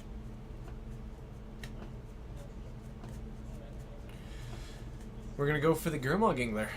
Dropping it down, passing it back. I don't know the answer to that one, Junglebot. I do not know the answer to that. Nate may have missed on his last land drop. He does have the option between Cranial Plating and Thoughtseize. Which one do you go for? You can't equip the Cranial Plating just yet. You can drop this one down, but remember you've got a 5/5 coming in hot. You also know a little bit about the rest of it. I like this answer. The Cranial Plating comes down. The attack for 1, we're up to 18. There's only 5 damage coming down next turn. You might get punished pretty hugely by a Kolaghan's Command, but so far you don't know about 1. There's only been 2 draws that you don't know about. Oh, and that's a Kozilek's Return is the draw for Derek, able to get through to those Edge Champions. I just froze, but now we're back. And that could be pretty solid. It'll be curious, because now it's a matter of if Nate sequences it correctly and goes for the Master of Ethereum, he might lose that one as well, because if it comes down, it'll be... oh no, actually, that one would survive. Tricky situations all around, but we're down to 13, and we are going to fall ourselves down to 12. We might have a play that we're looking to make here from Derek. Goes for the basic island. Are we going to do this Kozilek's Return at sorcery speed, potentially? Maybe. Oh, no, there's a Kolaghan's Command in that hand, and we might just be going for a Kolaghan's Command. Yep, sweep your field. Have a nice day. Nate decides that he has not got anything to beat that. The unfortunate thing is that taking that with the Thoughtseize wouldn't have helped much, because then he would only have the Vault Scourge. Draws into a lowly Springleaf Drum, can't go Springleaf Drum into Thoughtseize, but that puts him down to 11, which is pretty close to a kill. You're looking for a... no, the game store only doesn't do, like, video games. There's no video games here. There's one 2 doors down. Games and Beyond in Snohomish. You can check with them. Maybe. It looks like Girx's Dash Shadow might be taking this one in 2. I'm a little bit curious about the hand in game 2. The hand in game 1 actually looked pretty keepable, especially for a 6. But the hand in this one was probably just a little bit too slow. The Vault Scourge being the only play before turn 3 was definitely risky. Any Dredge here tonight? I don't know. I don't actually have a full list of the decks that are out there in the field. But you might as well Thoughtseize anyway. Get a look. See what you've got coming at you. Should be fun. Down to 11. We're going to take a look. And you... Oh my goodness. We have got Kozilek's Return and Liliana Last Hope. Both of these pretty much aces in the hole against Affinity. Able to kill just about anything. Which one do you take? I might just take the Liliana the Last Hope because of how good it is without me having anything on the board. But there is just no right answer to this.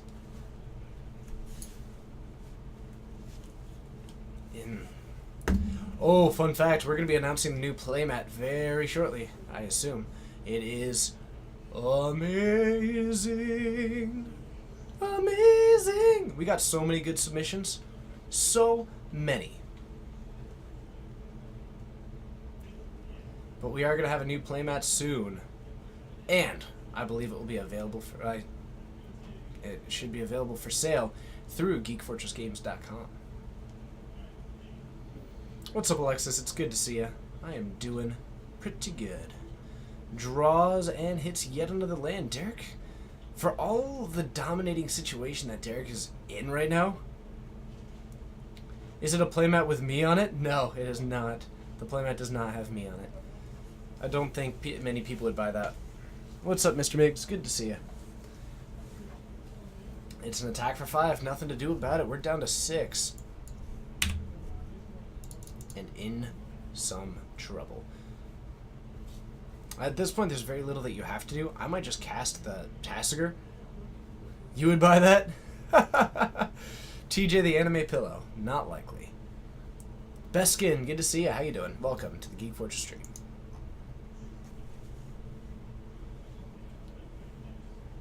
Red Winter, you are correct to not buy that. I don't know why you would buy a playmat with me on it.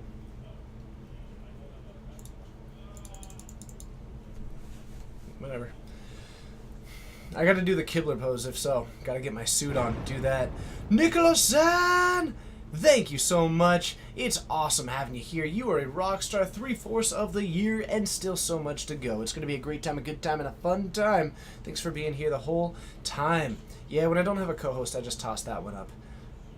And we draw into a Stubborn Denial. No wins in hand. Nate picks it up. And Derek is going to take it in 2. No third land with a handful of 3 drops. And, of course, a Stubborn Denial at the end. So, we are going to see if we can find another match. We've got about 20 minutes left in the round.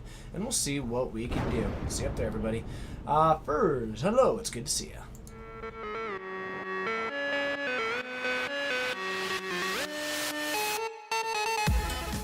Hello, and thank you for joining. My name's TJ. It's a pleasure having you here. You are all rock stars, and I cannot wait to see you more in the future. If you haven't yet, be sure to hit that follow button, and of course, consider hitting that subscribe button if you do want to help this stream do what it does when it do what it be, because we are, of course, looking at making a ton of big changes soon. We have got new cameras sitting around me. I've got the old cameras, of course, also around me. We're looking at updating actually everything. We've been playing with the code lately. Ian's been playing with the code lately. We're looking at getting the new computer. We're playing with the new cameras. We're updating into a second feature table. We've got all kinds of stuff going on right now. JVL. I don't even know what JVL is. I don't know what it means off that. Mostly Lost sub. Thank you so much for hitting that sub button. It's awesome having you here. You are a rock star. Oh, you're too kind calling you a rockstar. No, you definitely are, though. You definitely are.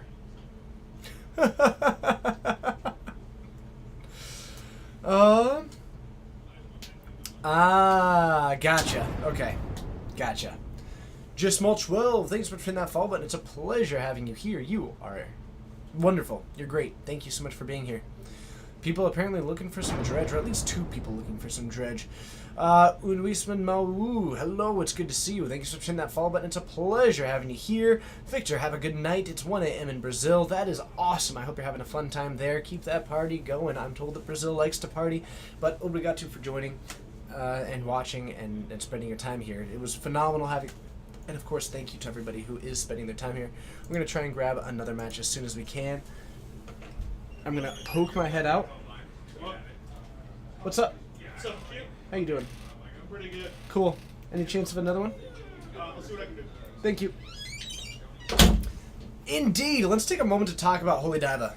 Holy Diva, you are in the chat right now. Put your name up in there. Type anything, whatever it is. If you are in this stream right now and you are not currently, you're watching a modern stream, which means you at least have a medium level knowledge, interest in modern. Maybe you just enjoy this. But there are several awesome things. Holy Diva is a amazing, phenomenal player, and in fact was the builder, the brewer, and the architect of the blue deck, which was crushing before the ban of Gataxian Probe. Phenomenal player, but also an incredible streamer who just today got a sub button. Yes, now partnered Holy Diva. Check it out. Streaming all the time, does amazing streams, does awesome streams. Just check it out. She is incredible. She is a member of the Rogues Gallery. It is incredible working with her and talking with her about Magic. Everybody in chat who is talking about it right now knows. You will not regret watching her stream. You will learn. She will rage occasionally, but you know what? Teamer Battle Rage is basically her spirit card at this. But there is just so much greatness in that stream, and it's just going to keep better. I was talking to her earlier about some other improvements that are coming down the pipeline, and you just have got to check that stream out. It's a member of the Rogues Gallery, which means that, yes, she's on the same team as I am. But that's not even why I'm advocating for it, because you know why we ended up on the same stream, on the same team? Because of how great her work is. If you aren't yet, be hitting that follow button. And if you aren't yet, really, truly consider hitting that sub button, because showing some support for her and what she does would be incredible. I know she's looking to start traveling to some GPs. I'm looking forward to meeting her in the US or potentially Spain. But whatever it is, whenever it is, I am so very excited for her and what she's going to be doing in the future. That's my rant. That's my rant. If you haven't hit that button yet, hit it. It's got a check mark. It's Holy Diva. And just, yes. Yes. So I very much recommend it. We're looking at getting another match up and running right now, and thank you to everybody who is joining. If you didn't hear before, remember, this Sunday we have got an extra special bonus stream for you. That's right, I know how much you love it when we do it, so we do it again. We've got the Geek Fortress Modern Preliminary Pro Tour Qualifier coming on up beginning at noon Pacific time. And I will be here in the booth rocking, rolling, tipping, and towing my way around the field, talking about what the players are doing as they vie for a shot to go to the RPTQ. It's going to be amazing. These players are going to be fighting for it all, a chance to go to the Pro Tour, and that is the highest tier of awesome in Magic. Yes. What we got now? Give us some action. I'm working on it. Coleman's out there right now looking for a match to move on over. What is up, and hello to Yez. It is good to see both of you. How are you doing? But nicely done, Alexis Bros. That's actually the reference. We're going to try and get someone over there shortly. CSDB, hello, it's good to see you. Welcome to the Geek Fortress stream. It's round 2 of 4 tonight. I'm excited about it. Plus, we've got Legacy on Friday, and we've got Modern on Saturday. Super Toast 2113, thank you so very, very much for that follow. We've got a new camera on me tonight. We will be playing it with it more in the future. Any good Lantern players here? There are Lantern players here. I would not say that they have yet mastered the deck, but they have been quite good with it. There have been plays that I disagreed with. I would say that they're pretty good. Yeah. Lantern is such a weird deck too, but I do love Lantern. Oh, sometimes I miss playing Lantern. What decks do I know are out there tonight? What we've seen.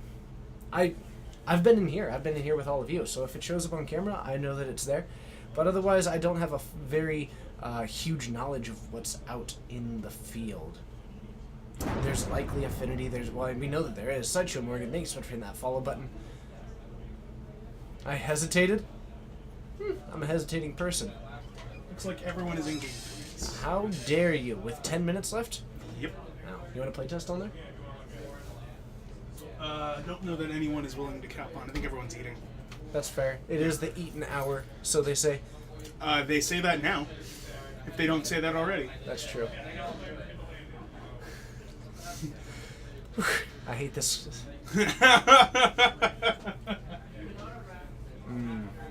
So, At some point, I'm just doing it to make you a little annoyed. how many people are there? Only 4 rounds? There 4 is rounds. probably 26 or so. I don't know. It looks like quite a bit.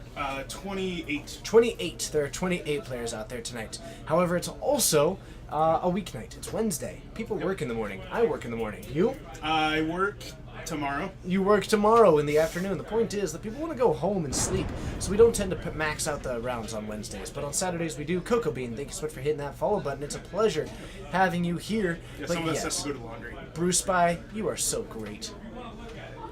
You're gonna go do laundry? You Yeah, have an in-unit washer dryer. Yeah, Do you mean go do as in walk down the hallway? as in walk down the hallway. Goodness Can't push my shoe. gracious. You're playing in a PPTQ on Saturday, expecting a lot of Grixis Shadow and Affinity. You prefer to play Fringe decks. Any suggestions on a cool Fringe deck to compete against those two? Hey, against those two? A lot of Grixis Shadow and Affinity. You could probably do Blue-White Control pretty happily against them. Yep. That would be my guess. But I know that Holy Dive has definitely spent a lot of time brewing up those meta decks, so she would also be a phenomenal resource for that. Jay, hello. Thank you so much for hitting that follow button. It's a pleasure having you here. Teddy Jr., you can choose to stop the rounds at less, especially at regular REL. It is maxed out at 4 rounds. It doesn't matter. The payout is based on record, not based on placement. But yes, 26 would normally be 15. It would most often end up, it would most often end up as 5 rounds. But we all want to go home, so we are ending it after the 4th round, which we've been doing for some time now. We used to max it up, but that meant that I was going home and getting to my home to sleep at like midnight at the earliest, which I don't mind hugely, but it definitely does have its challenges from the perspective of when I work at 7:30 in the morning or something like that at the time. Yeah. It's quite a bit. It's quite a bit. Oh my goodness. Until then. We're going to try and get something else here in round 2, but otherwise we've got round 2.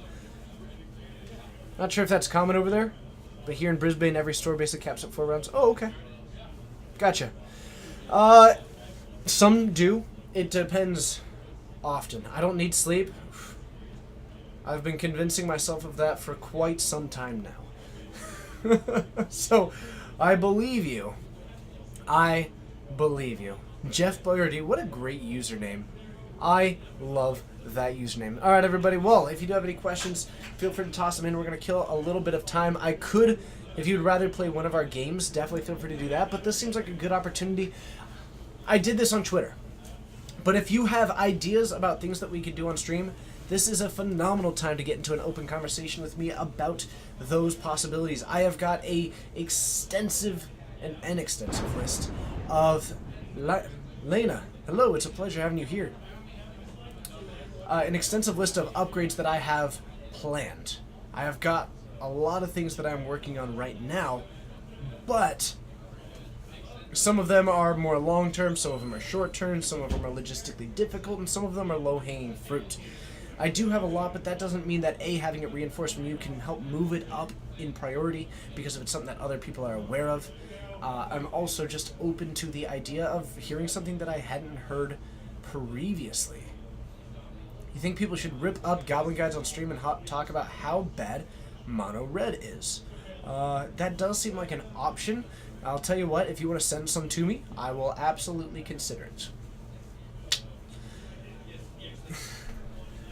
How to decide against Grixis Death Shadow as burn. Take out your Monastery Swift Spears and take out your... Oh, I normally have a plan for this.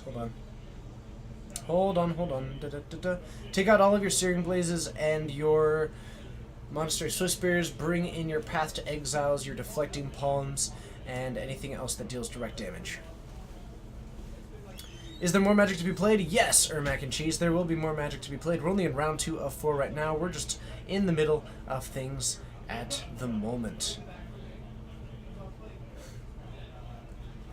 Multani, I don't know. They haven't been too bad. That's where, man, War of Invention is pretty good. Yeah, War of Invention is super cool. I like it. What's up, Foxfire? It's good to see you. How are you? 88. All 88 of you are great. Foxes and Fires. Basically, why didn't you make your name Vulpix? That's a good question. I'm going to ask you that. Best standard deck I've ever played. My favorite standard deck that I ever played was Boros Burn when Board of the Gods came out. Loved playing that deck. I loved having access to the Satyr Fire Dancer in the sideboard. I loved having access to Boros Charm, War Leaders, Helix, Skullcrack, all in the same deck. Yeah. Phenomenal. Really enjoyed Boros Burn. That was a cool deck. Young Pyromancer. That's kind of where I fell in love with Young Pyromancer. Favorite non-red color? Probably black, but I'm pretty balanced. Like, I like all the colors, so I pretty much enjoy them all. But I think probably mono black is what I would play next. I mean, Ninetales, fair enough. Ninetales is also great. Because Foxfire is an elf from Forgotten Realms. Fair enough. Says 19 viewers? Maybe. I see 194, but I don't know. Do I think that people overreacted to how good Death Shadow is? No. I mean, it depends on what you mean. It depends on which reactions that you're tied to. RNT, it's good to see you. Thank you so much for hitting that follow button. It's a pleasure having you here. The point is that Death Shadow is the best deck in Modern. Great. Ban talks bore me. Just straight up. Ban talks bore me. So I don't really discuss them. I don't bother myself with them. I'm not interested in them. There's no point in debating it. You have the format that you do and you deal with it, and then we aren't the people who get to change it. So, is the card great? Yeah, it's probably the best deck in Modern. In fact, it's probably at least the best 2 decks in Modern, possibly the best 3 decks in Modern, and I honestly wouldn't even be that surprised if it was the best 5 decks in Modern. Death Shadow is crazy good right now. That being said, the difference in being the best deck in Modern and, you know, being the 20th best deck in Modern, it's something that has been said many times. I think it was first said by, I want to say Patrick Chapin, I apologize if I'm wrong for that, is that it's not honestly that big of a difference. And having a deck that's best is inevitable, and it looks like right now that's Death Shadow, and I'm okay with that because it actually adds a lot of interesting gameplay. There's very few matchups in which Death Shadow's on one side of the table that the matchup isn't interesting in some way. I like that. I think that that leads to cool things. JL Will, thank you so much for hitting that follow button. If I had to choose a new deck to play, what would I choose? Green White Value Town. The way I see, there's Ban talks. Not interested. Okay. Bolt was for, I mean, yeah, everything. Oh, yeah, you were saying. I'm honestly just, ban talks strike me as pointless. There's very little reason for me to ever talk about bans. There is actually zero benefit that I would ever have. So, but yeah, I would be playing Green White Value Town. If I were to just pick up a deck that I don't currently own and play it, I would pick up Green White Value Town.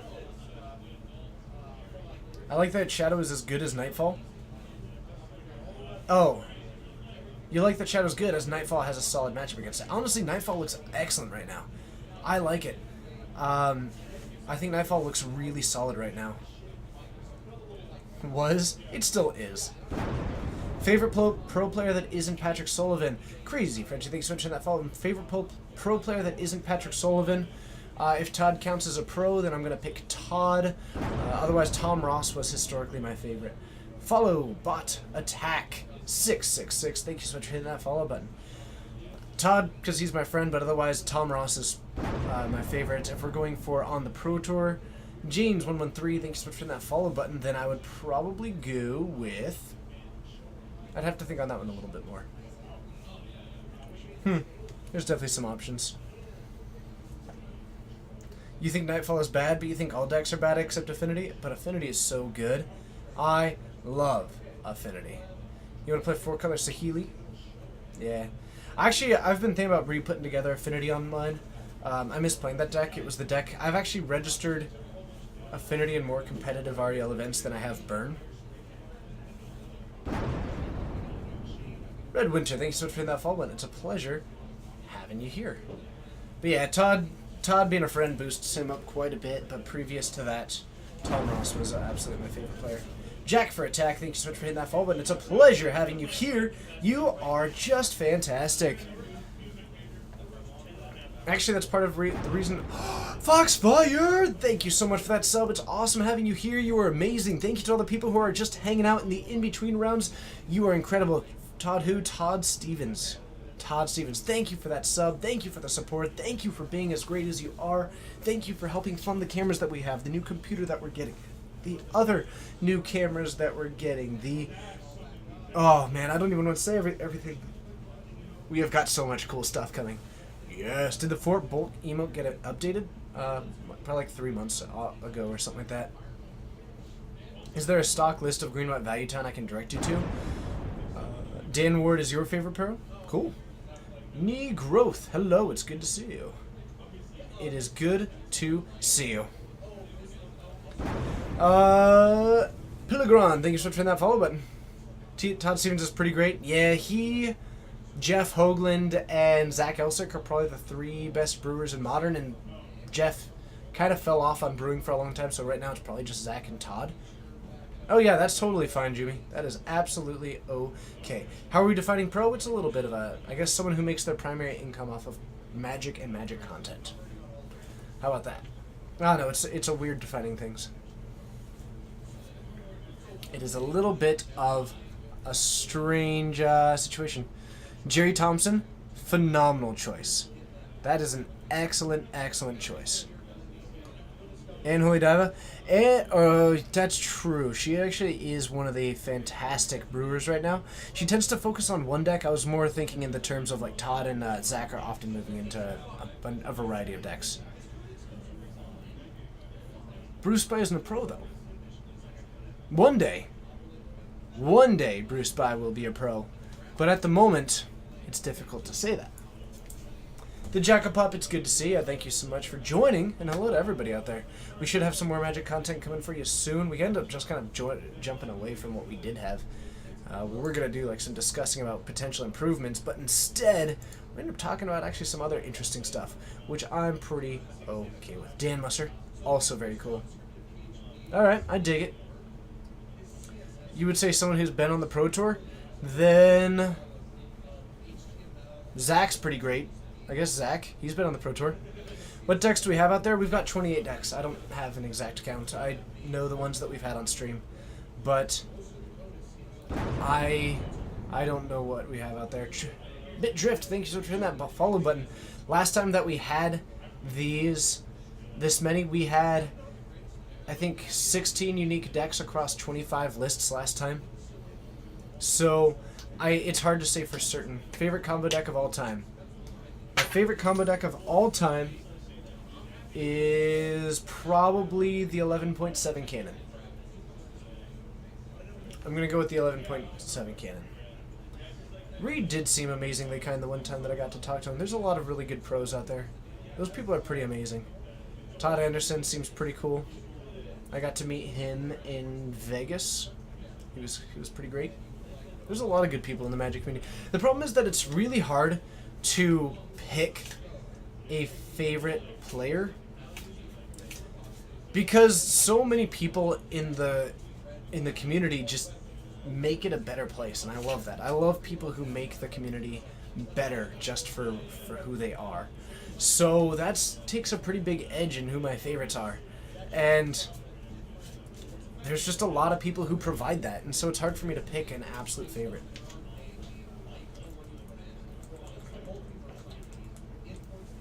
Hey Melvin, how's it going? I'm going to take a peek out there and see how we're doing for another match. We should have round 3 coming up in a moment.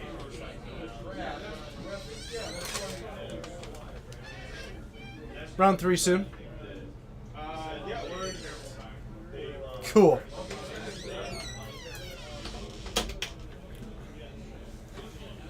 Oh, that's cool. I don't think that I've gotten the chance to talk to Patrick Dickman. That'd be super cool. He was a great player. He is a great player. But yeah, Todd's going to be doing a lot of stuff with the Crucible with legs.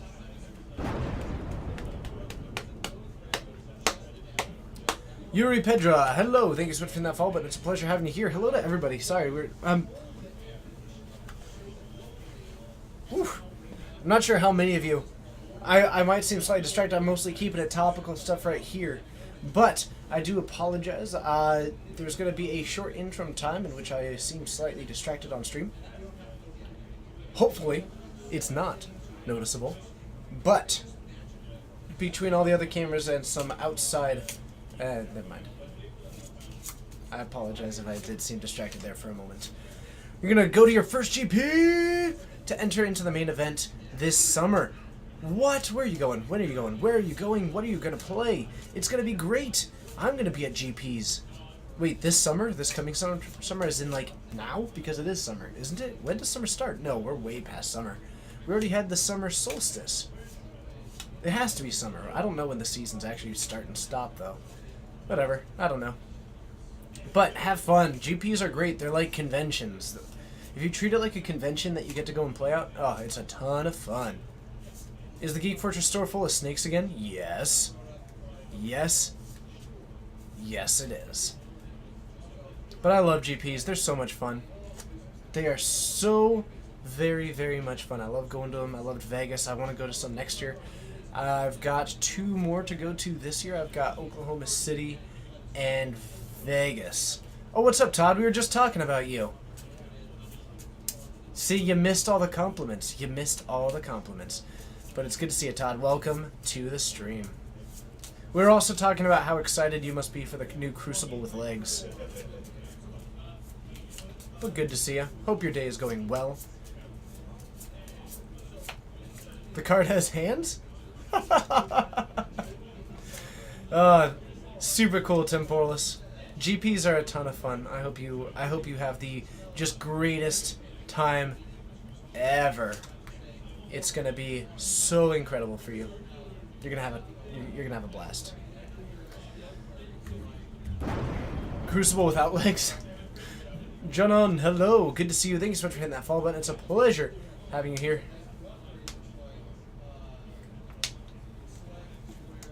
Yeah, Todd's been obviously thinking about this more than all of us. Clearly. Naha. Oh, goodness. Alright, we're about to start round 3. To all of you who are here, thank you for joining. If you are brand new to the stream, welcome. My name's TJ. This is Geek Fortress. We stream out of a shop called, you guessed it, Geek Fortress, which you can find in Snohomish, Washington in the Pacific Northwest. Or you can, of course, go to geekfortressgames.com to see if to make any of those purchases that you might need to make.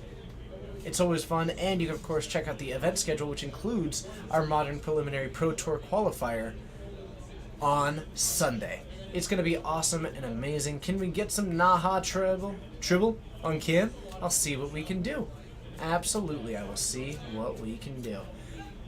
Should be excellent. But I'm very excited about it. Welcome to the stream. We do this 3 times a week, every Wednesday, Friday, and Saturday. Every Wednesday at 7 and Saturday at 6. We've got Modern coming at you. 4 rounds on Wednesdays, usually 5 rounds on Saturdays. Plus, we've got Legacy on Fridays. I bet you like Legacy. Everybody likes Legacy, just like everybody likes Modern. You can join us at 7:30 Pacific time for Legacy on those Fridays. That's right. It's just like F&M. After your F&M, come in and join. Watch some of the action. See that super duper sweet Legacy action, those Force of Wills, those Brainstorms, and of course those duels. Duels. Because that's what we do. Be sure to hit that follow button, consider subscribing, and of course join us on Sunday, the Super Sunday, which we will be having for the Modern PPTQ Preliminary Pro Tour Qualifier, where all the players will be coming in jamming across a variety of rounds, probably 6, into a cut to top 8 before finding their way towards the final prize and invitation to the RPTQ. It's gonna be awesome. Viewer 2, watching the Geek Fortress stream because overtime means you can't play. I don't entirely know what you mean by that, but I dig it. Thank you so much. Am I headed off? No, absolutely not. We have got round 3 coming on up. It just got posted. I will find out what we've got here in just a minute. Should be excellent. So we'll see what we've got. I'm going to start updating this overlay for the round 3. And I should be getting some information on that from Coleman here in just a moment. Should be quite exciting.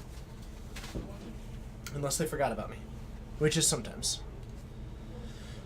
2 of 4 means TJ's here to stay. Exactly. You'd be in the store if you had the day off, TJ.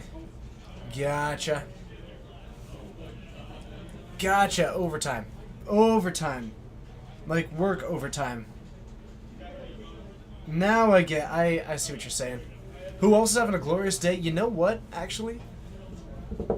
Once everybody in chat, are you having a glorious day? I hope so. You're not in chat. What you got? You've got Ethan facing the wall, Okay. and Harry on the other side. Okay. Ethan is on Abzan, and Harry's on Blue Moon. So he's on, like, Obs on midrange? Yeah. And he's on... Interesting. Madcap Moon, actually. Oh. Okay. I Yeah. dig it. There was a Platinum Angel in play. Okay. Wait, Angel or Imperial? Angel. Lame. I Okay. don't know if that's a win. It is. But that's okay. Alright. Hello. Kadian, hello. It's good to see you at 6 a.m. My goodness. Didn't go to bed yet. That happens. You're hyped to meet people and be there? Oh. Holy dive, I'm so excited about that. Let's head on down and have some fun. I'll see you for round 3.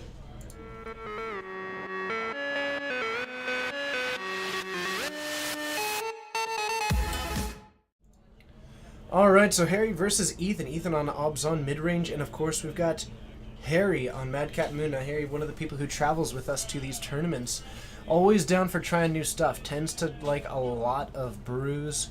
I'm going to do a quick restart on my computer. And we've got an island into an Ancestral Vision to kick things off. Passes it back, suspend 4. When that comes off as a suspend, Harry will be drawing 3 cards. Kicks it back to Ethan, who drops a Verdant Catacombs. We do have a lot of 3 drops in hand. Looks like we've got a handful of land. Going to be very mid-rangey. Harry kicking things off with another Ancestral Vision into a Scalding Tarn. Kicks it back. Ethan's hand loaded to the top with lands. If Ethan knows what he's up against, might be going for some basics here. Madcap Moon is just Blue Moon. It's a blue control deck that splashes red for essentially lightning bolts, or for burn spells and Blood Moon. The Madcap means that it is actually splashing red for one other card, which is Madcap Experiment. Now, Madcap Experiment is from Kaladesh, and what it does is you reveal the top cards of your library until you reveal an artifact card, put that on the battlefield, the rest on the bottom, in a random order, and it deals damage to you equal to the number of cards revealed this way. However, Harry's only running 1 artifact in the deck. It's Platinum Empyrean or Platinum Angel, one of the 2. Or maybe both. The point is, they both do the same thing. It doesn't matter how much damage you take from that card, because Platinum Angel says you can't lose, and Platinum Empyrean says you can't take damage. And it was on the battlefield when you would have taken that damage.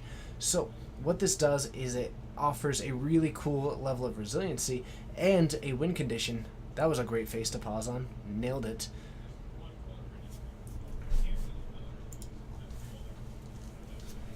And Lingering Souls comes down. We've got 1 with 2 Ancestral Vision is going to be a lot of cards. Just a lot.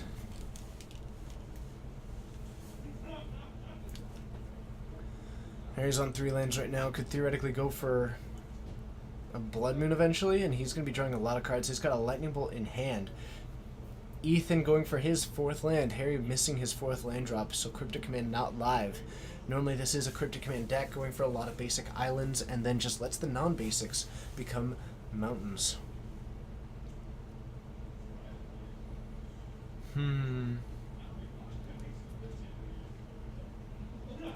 Got a link to the Obs on Blink list?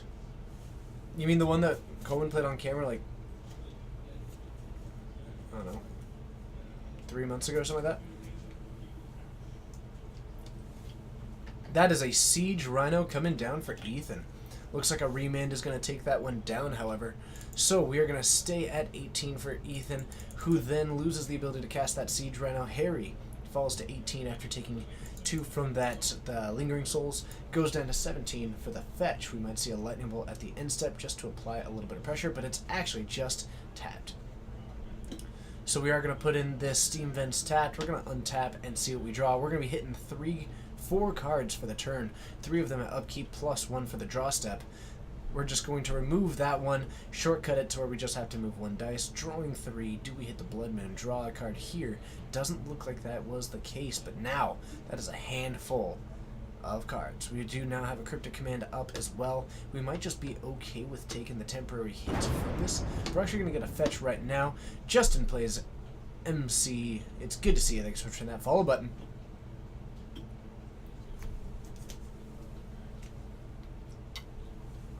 It is a sorcery.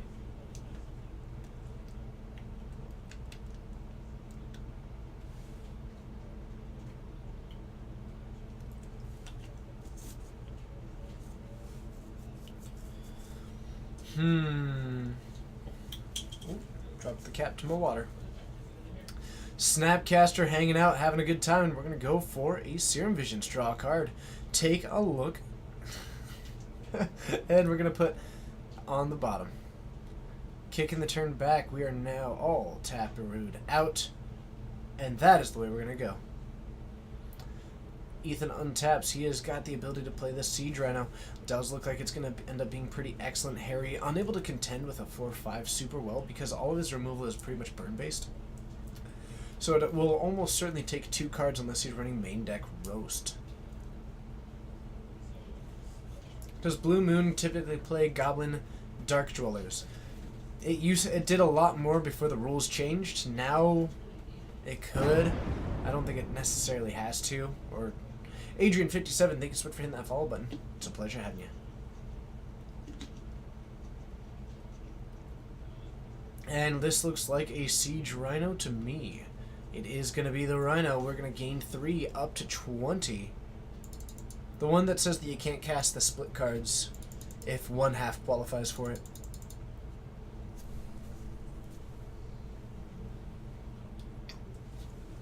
A Fatal Push there, and Harry falls down to 11. Mana base and those Lingering Souls. Putting a little bit of a damper on his mojo, and that is why he's on Platinum Angel, because he is running the Pact of Negations combo to where he cannot die once that's on the battlefield. Firing off a Serum Visions, looking to draw an answer, finds a land, finds a Madcap Experiment, puts it on top. All he needs to do is actually survive here, and then he will have the Pact of Negations to actually force that one to live. The big issue here is that then he needs to come up with a way to win, because, oh no, actually once it survives, then you can't lose to card draw either. Man, this has got to be a grindy deck.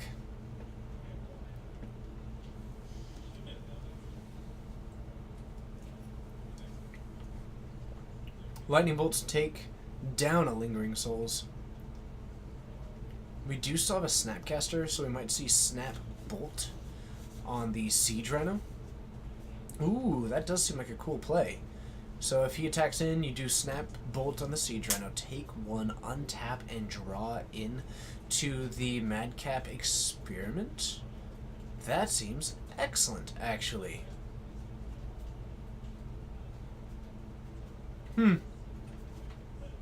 Yeah, I dig it. That seems like a good, cool play. Uh-oh. Inquisition coming down. We might almost just fire off... Oh, and actually we're okay with it. Ooh. We've got Snapcaster. Bob the Builder, thank you so much for hitting that follow button. I don't know which invocation that one is. It might be... It doesn't look like the Blood Moon. It might be the Spell Pierce one? I don't know. And we're actually going to take the Remand. A Noble Hierarch... Oh, actually, that Noble Hierarch is surprisingly good right now. That means that the Snapcaster will not do it. It might be Spell Pierce. Are there any Esper lists here tonight? I honestly don't know. Have a good night, Teddy.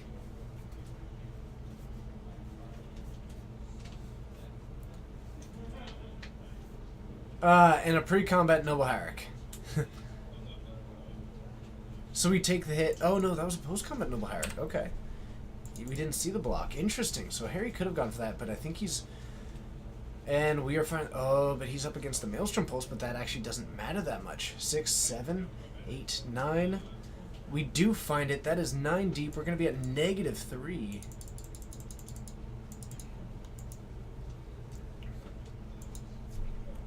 Let's see if I can change that.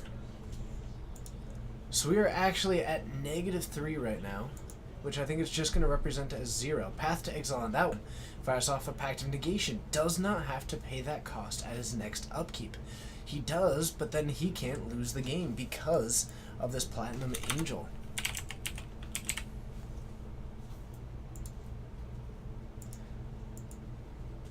It's not strictly better. Strictly isn't the right word for it.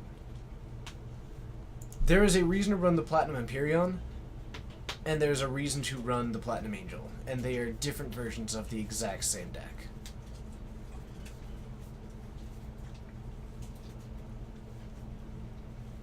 And it's an attack.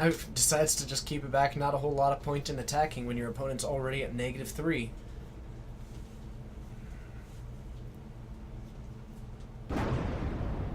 Mac the Third, thank you so much for hitting that follow button. Now remember that Harry's fetch lands are now dead. He cannot fetch because he can't pay life. So the Pact of Negation is able to protect that Platinum Angel, and he's just going to kick the turn back if he's running anything like Anger of the Gods. That would be pretty excellent right now, or just a variety of bolts. But one thing that's also nice is he could eventually just exhaust the resources with enough counterspells that Ethan runs out of cards. And Harry will run out of cards before him, because he's drawn like 6 more. He's missed his Pact Trigger? In fact, he has not missed his Pact Trigger. He purposefully did not pay it. He can't lose the game.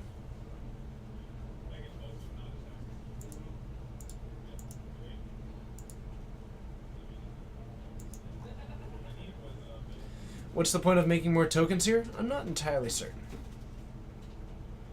Drops down a Shambling Vet. And now Ethan is in top deck mode. No. Hello, it's good to see you. Thank you so much for hitting that follow button.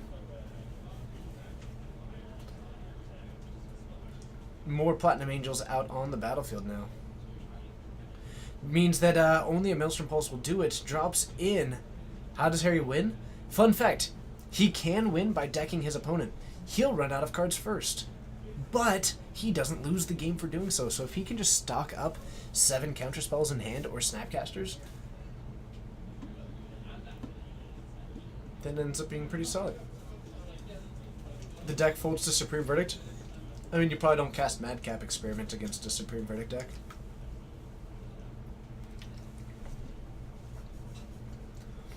And we're just going to Electrolyze. A little bit surprised that he's focused on those creatures instead of just going for Ethan. But it's working out pretty nicely. And I like Ethan. He's keeping these Lingering Souls in a nice formation. Sumana, thanks so much for that follow button. And it's an Inquisition coming down against Harry. He might end up just being okay with that. What's up, Flipper Ripper? And we see Dispel. We still have the other Invocation. We've got a Snapcaster. Snapcaster, probably one of the better ones to take it down. Couldn't kill Ethan with even 8 Electrolyzes. Yeah, I guess it depends on how many Lightning Bolts are in the deck as well. Or if he can just kill 2... Actually, if he kills 2 more Angels, then he can start... Or 2 more Lingering Souls. No, because he still needs to answer the Stirring Wildwood. So a Blood Moon...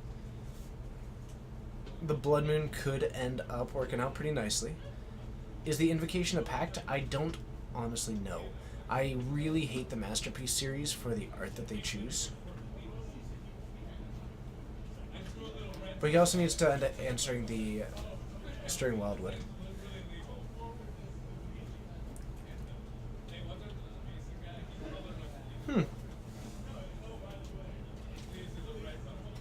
I don't know. Oh, it is Pact of Negation. Thank you. Thank you, Enigma Machine. Alright. Our Ancestral Vision is down to 1 counter. There are quite a few Lingering Souls up and about on the battlefield.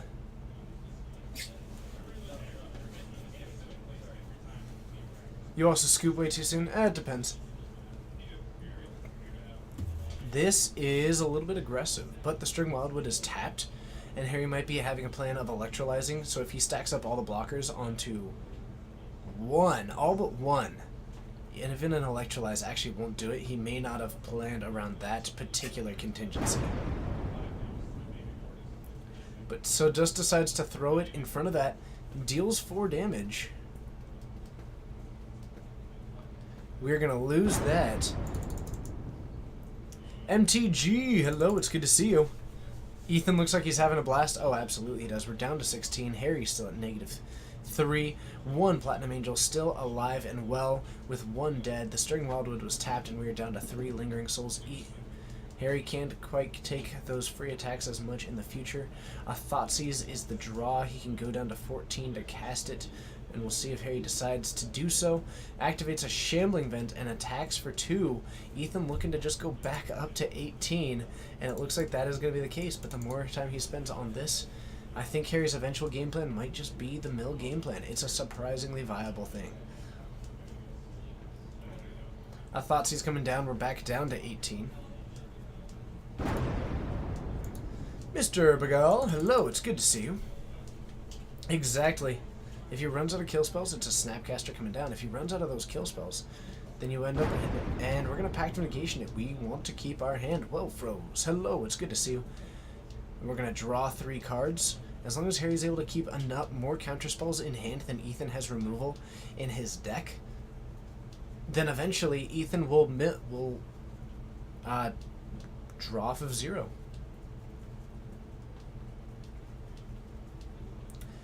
And Harry will likely draw off of 0 sooner, and a Blood Moon now shuts down all but 3 of these lands. The String Wildwood's no longer active. Now he can actually attack freely with this Platinum Empyrean, or the Platinum Angel, knocking Ethan down to 14.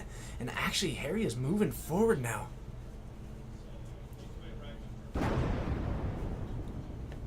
Science 445, thank you so much for hitting that follow button. Ethan hits a Shambling Vent, which is actually just a mountain. And we're likely going to have to kick it back, but at this... Oh my goodness. Harry may be just about to lock this up. And it looks like that is the case. Ethan accepts his fate. And Harry takes game 1, locking his opponent out of the game with a Blood Moon and keeping him from being able to die. So we're going to try this again in a game 2. Ethan looking to just move a little bit faster. Whew, Madcap Moon, everybody. Madcap Moon. Platinum Angel's quite a card, is it not? If your Harry opponent dies to scoop, you just quit attacking? Maybe. Maybe. Oh, man. That is pretty cool. So I guess the way to combat that would be to save a bunch of kill spells in hand. So try to, not play spells, keep Harry, and then eventually just try and stockpile, 7 of them all at once, because Harry is somewhat limited on mana, and just try and fire them all off at the same time. That would be my strategy. It's certainly pretty difficult. Why are new cards legal on MTGO, but you have to wait in paper? Because it's a lot easier to implement online. It's the same, they used to have to wait 2 weeks. It's all the same.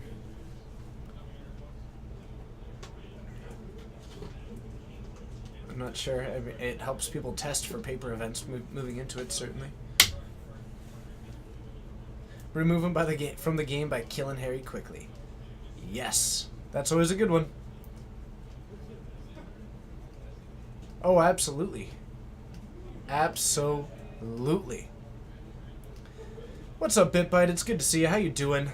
Rock and roll forever. But I like it. I don't mind it at all that it comes out sooner. It's also a good way to, truthfully, it does a nice job of incentivizing people to play Magic Online, which is reasonable, because that's just a good way to do it. Let's see here. Check PayPal. I will look into that. Thank you for the heads up. I will check that out. So game 2, Ethan gets me on the play. Some of this hand disruption is going to be pretty crucial. One thing that Harry ended up getting, Ancestral Vision into Ancestral Vision without any hand disruption. Ethan also kept a remarkably slow hand in that matchup, which did some good grinding, but was way too slow for that matchup. Because he was not the control deck in this one. Things he learned about decks like Moon and Lantern with weirdly lengthy win cons is that time is a... Oh, absolutely. Time is a resource at all times. What are some hour cards that will be good, or at least see... the Crucible without legs is another card to keep an eye out. All the gods seem reasonable to keep an eye on, if nothing else, if you can pick them up cheap. Nicol Bolas is pretty straight cool. You can probably pick up Hollow One for, like, I don't know, 2 cents, because the card's terrible, but it's at least potentially breakable.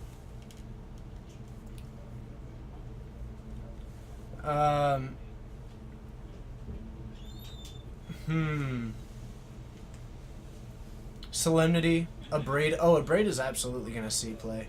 I like Abrade quite a bit. Then why not just have the release date and skip pre-release? No, pre-releases are fun. Pre-releases are great. I think it's purposeful that it comes out the week before.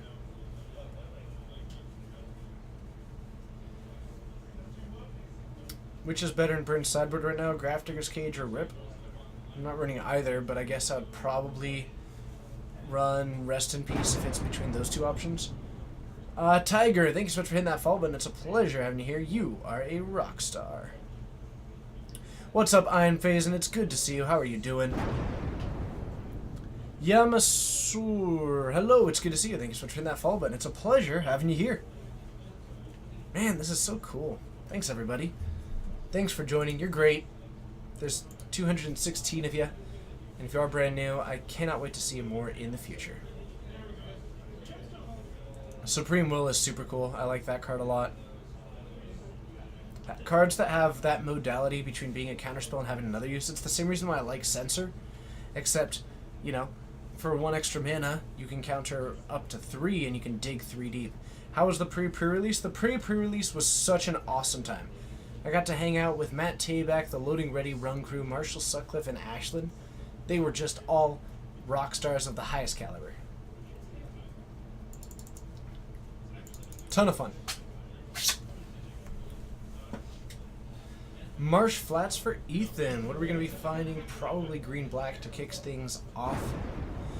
Veggie, thank you so much for the sub. It's awesome having you here. You are incredible, and it's an overgrown tomb coming down to the battlefield. Thank you for the support, Veggie. It's been awesome having you for 9 months. We have now made a sub, baby. That's a weird thing to say, I realize now that it's come out of my mouth, but that's okay. Sometimes you just gotta make those choices. Thoughtseize is seeing a Blood Moon, a variety of lands, and Electrolyze, and we're gonna take it down.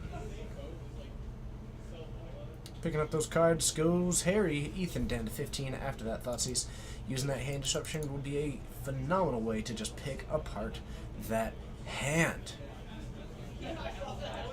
Stiflebird? I think Stiflebird is awful. Inquisition, coming on down.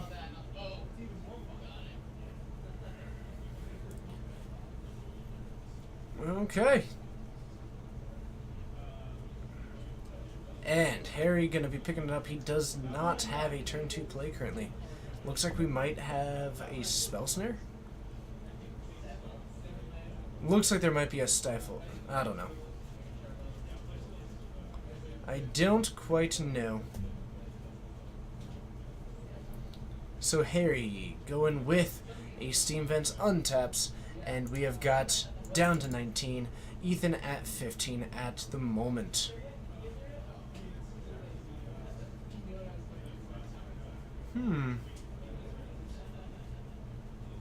So he took Inquisition, yeah? Why not? Do whatever you want. Note that Ethan is on 1 land. Ethan has not played his 2nd land yet. Harry, on the other hand, just hit his 4th. The P and Kier Nalar are coming down. We do have 2 Thopter tokens coming in. And Ethan misses on the land again. So Harry now sitting on a 4-turn, actually a 3-turn clock, because he can attack for 3 turns and then throw these Thopters towards Ethan. And this is not even, you know, ignoring the fact that Lightning Bolts and Electrolyzes are in the deck as well. We're down to 11. We draw. We hit. Blooming Marsh. The Mom and Pop Thopter Shop is incredible. Bean. I loved doing that deck tech. That was a lot of fun. I'm glad that you enjoyed it. Tarmogoyf coming down. We're going to count it up. The enchantment is definitely a nice touch. What's up, Rip Island Top Go? It's good to see you. What's up, Big? Hello, it's good to see you. Thank you so much for joining. And Electrolyze is going to... Oh, never mind. It's a Vendilion Click.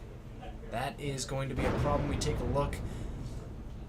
Magic Hero, thank you so much for hitting that follow button. It's a pleasure having you here. You might take down the Abrupt Decay because you can't counter that one.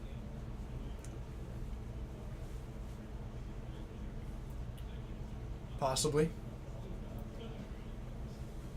Oh, and actually took out the Lingering Souls. Gonna let that Vendilion Click do all the work. Draws into another Maelstrom Pulse.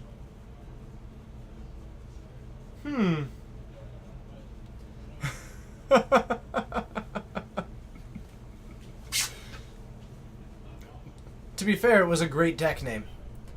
I'm very proud of that deck name. And all Harry needs to deal is 2 more damage and he has got to win.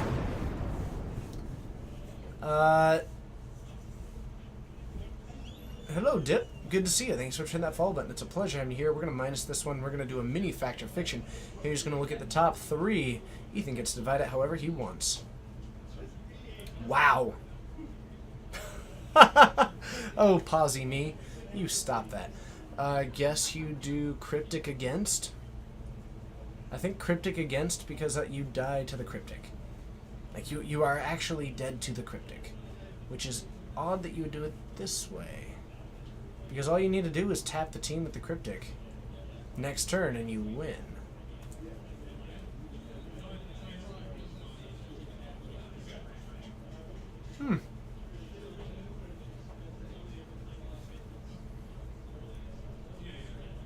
So Harry's got a win in hand.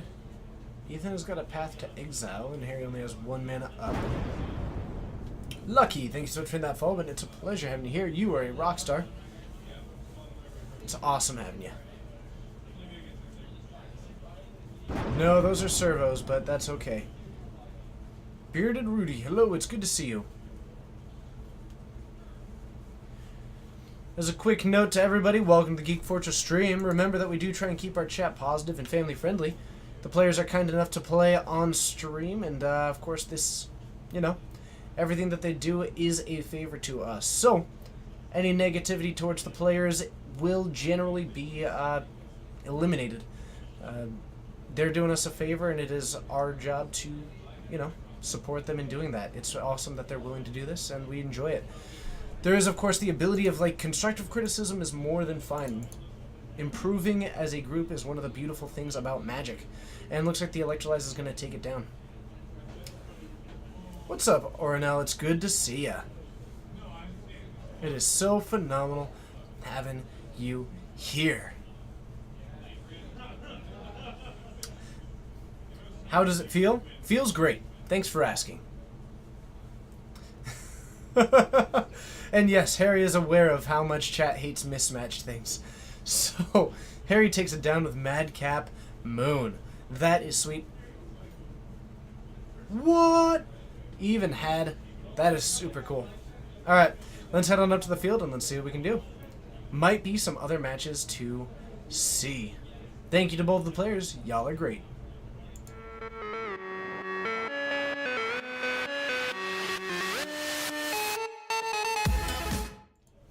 Hello everybody and welcome to the Geek Fortress stream. My name's TJ, and if you haven't yet, hit that follow button and join us more in the future. It's awesome being able to do this 3 times a week. We're looking at getting back to 4 times a week. Plus, we have got, of course, the Modern Preliminary Pro Tour Qualifier happening this Sunday. If you would like to join for that one, I highly suggest that you do, either by registering on the website to come play or by come hanging out with us in chat while I stream the whole thing. It's going to be an absolute blast, and I hope to see you there. I'm very excited about it. Streaming those larger events is always a hoot. If you do want to keep updated on the events of the stream, you can hit follow at RedBaronMTG on Twitter. Terrorwin. I didn't really pronounce that correctly, and I apologize. Thank you so much for hitting that follow button. And we've got about 20 minutes left in the round, so we're going to see if we can grab another one to move on over. Any others? We're working on it. Cool. Bolt is bad in the format? Yeah, Bolt isn't great in the format right now, unless it's weird, because normally Bolt isn't, like... Yeah. Bolt's a little bit tricky right now. It's not at its best. It's probably at its worst since Eldrazi Winter or something like that. What are my favorite modern decks? Burn is my favorite, Affinity is my second favorite. Beyond that, I really like Titan Shift, I like Green White Value Tone, I like 8-Rack, I like... Infect is super cool, even though that one's not even around anymore. I actually do like Grixis Shadow. I really enjoy Blood Moon I'm gonna join decks. you. I'm gonna help cast for the rest of this round. Is that okay? I guess. If it's not, I can No, it's leave. cool. It's cool. How's it going? Wow. It's going alright. How's Madcap Mutant treating you? It's kind of fun. Yeah? Yeah. Just thought I'd try it out. Are there any Lantern players at the store? We do actually have Lantern. Oh, I like Tron. Eldrazi Tron is sweet. I like playing... if I were to play a big Tron deck, I think I would be on green-white, maybe green-red. I would never be on a Tron deck, so I I know can't you really would. answer that question. I know you wouldn't. Green-white Value Town is the worst version of Nightfall, in your opinion? They're two sides of the same coin. They're both green-white, like, value decks, but one of them capitalizes on the fact that you can Ghost Quarter forever, and the other one has a free win button, but they both have their advantages. Tron deck's sweet. Mardu Burn List. Yes, I have seen it. I don't think anyone out there is playing it. Let's see. Harry, did you meet Sally? I don't know what that means. There's a song called When Harry... sorry, there's a movie called When Harry Met Sally. It has a No. great speech from it. I'll introduce myself to women, but they don't really respond back, so I don't Gotcha. think we've. So you would- I don't think we've officially. So you don't know if you've Officially actually met. met Sally or not? Yeah. Gotcha. Fix your lands. I like to troll people. That's what we were discussing.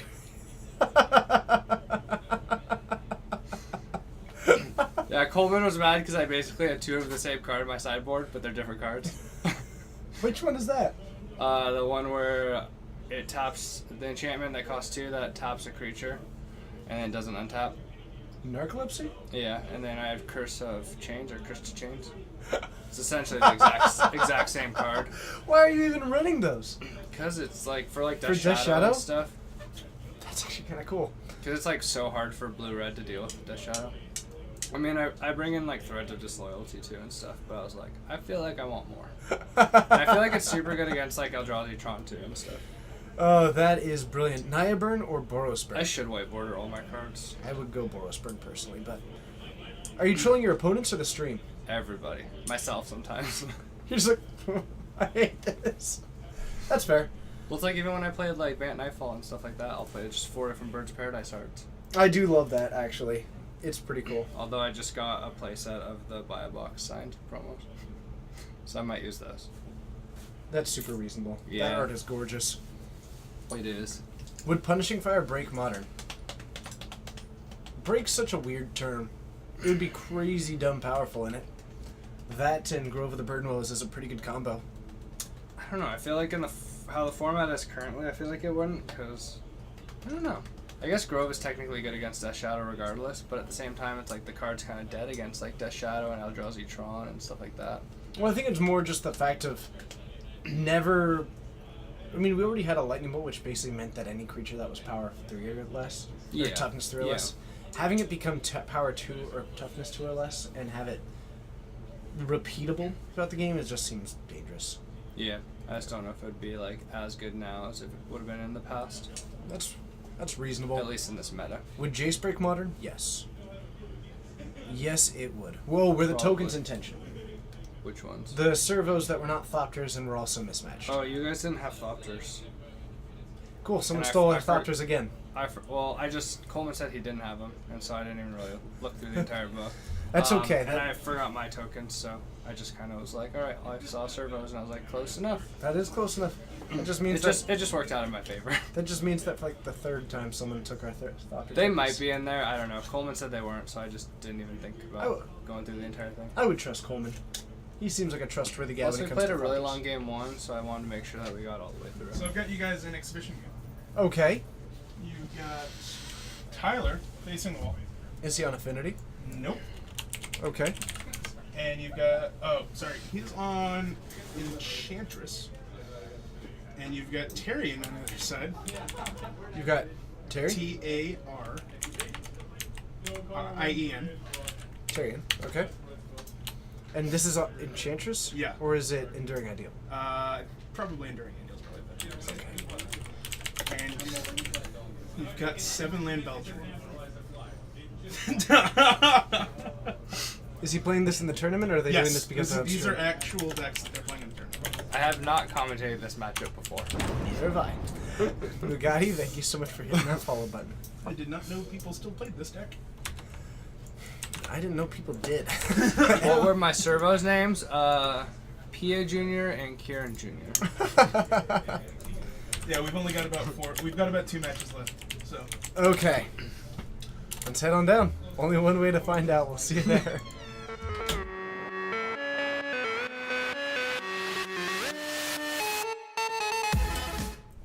So the players lining up here, 7 land Belcher. Does Leyline just win? So, oh my goodness. Who plays Madcap? That's such a bad card. Jeez. This is just... It's just make a bunch of mana and then land a Madcap experiment for a Platinum Imperion or a Charbelcher. Like, it's just, I have 7 lands and I want to deal a but. That's what I said. Leyline's so good. It just beats Charbelcher, but I didn't know he was running Platinum Imperion as well. No, but still. Oh man. Big Susan, thank you so much for hitting that follow button. What a world. We were watching some interactive Magic today. Oh my goodness. Main deck Layla should be banned against Belcher. Oh jeez. So now it's just Platinum Imperion or bust.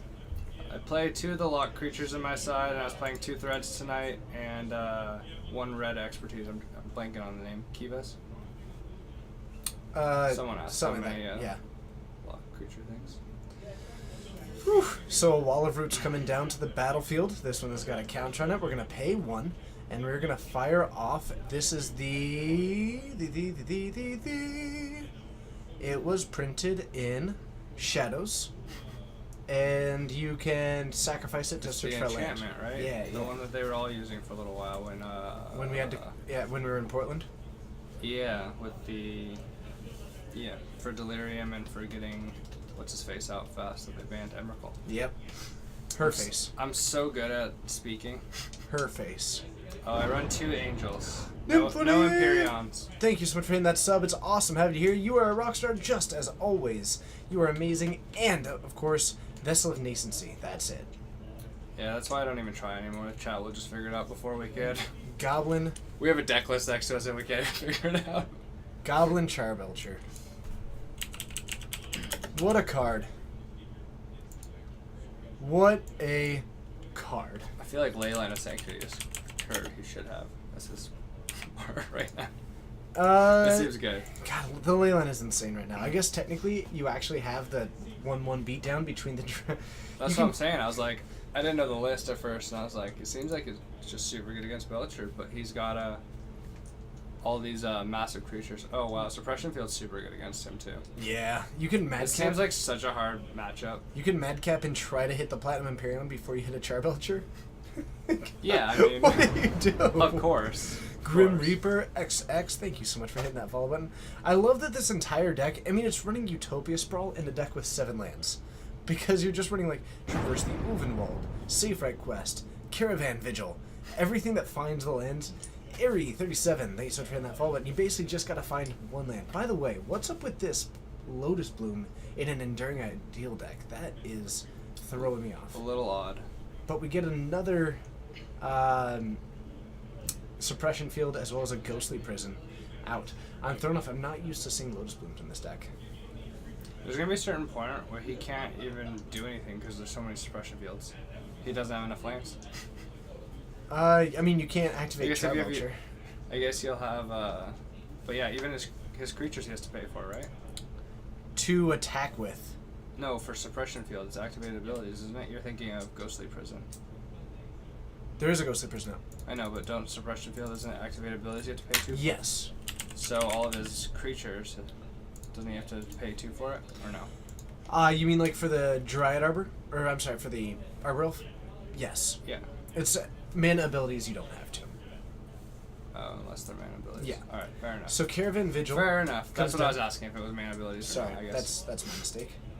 Why is it called 7 Land Belcher? It runs Goblin Char Belcher and 7 lands. That pretty much explains it, yeah.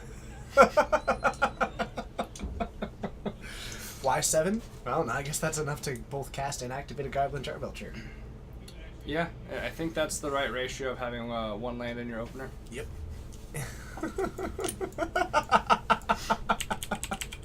This deck is the entire epitome of what people always tell me. It's like, TJ, you only need 4 lands, only run 4. And someone heard them, and they're like, yes. Yes. Does he run Wormquill? Nope. He Let's runs do that. Madcap Experiment.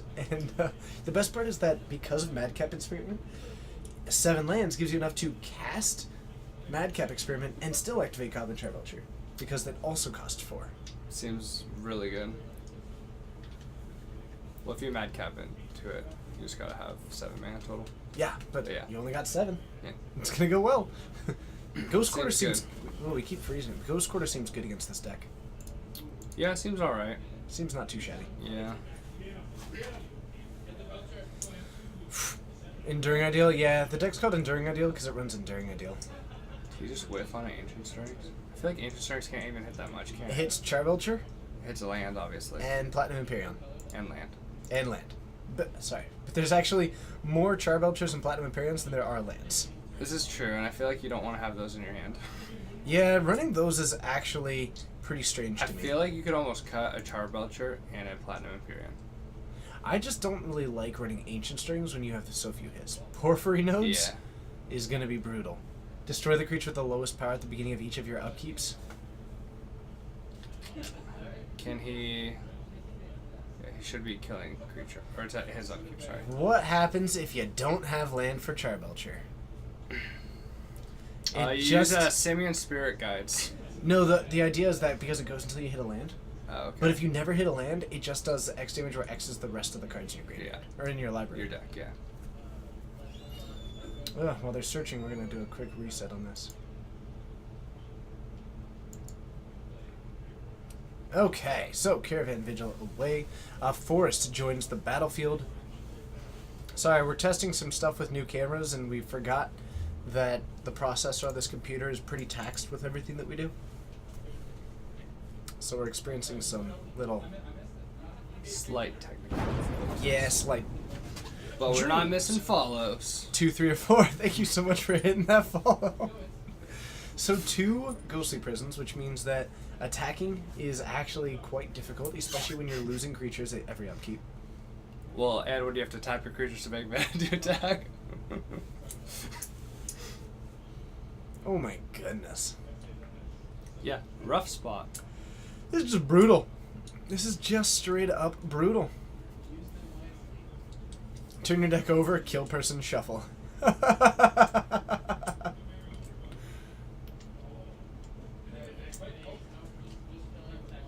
I just can only attack with 1 creature. Can only pay the 4 for one of them. Attacks, knocks Tyler down to 13. Who then goes back up to 14 Are they not somehow. using Furfree notes correctly? I feel like their I creature has think- not died.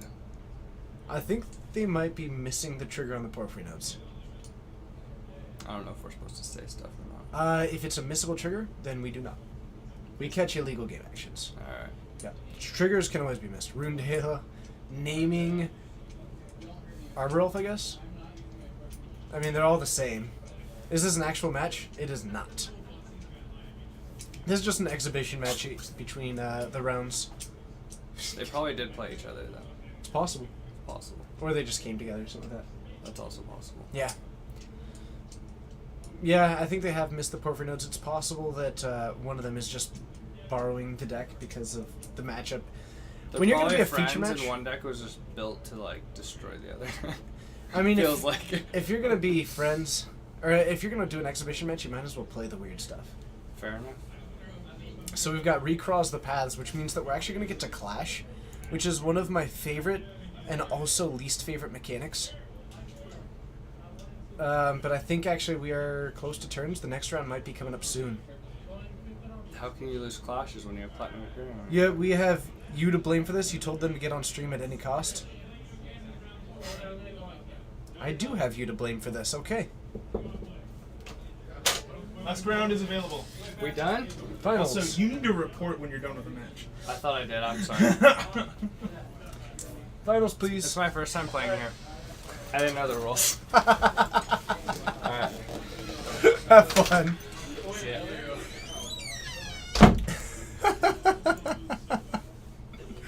Let's head on up.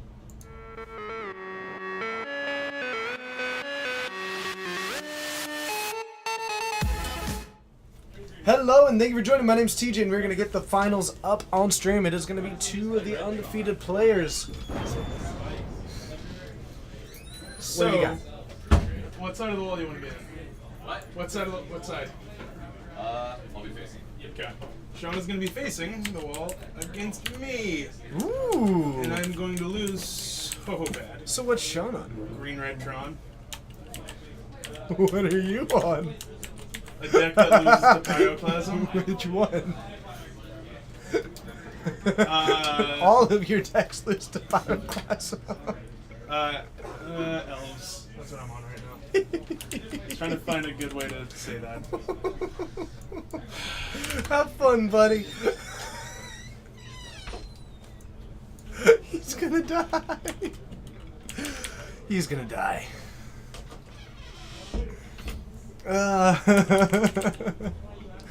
So the best part is that I'm not sure how many of you have heard this from Coleman, but Coleman hates Tron. Absolutely hates Tron. It is his least favorite thing. He refuses to play it. But every single deck that he builds straight up loses to Tron.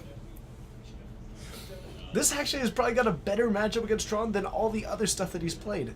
This might be his best shot against Tron. Let's find out. Let's head on down and have some fun. I will see you all there.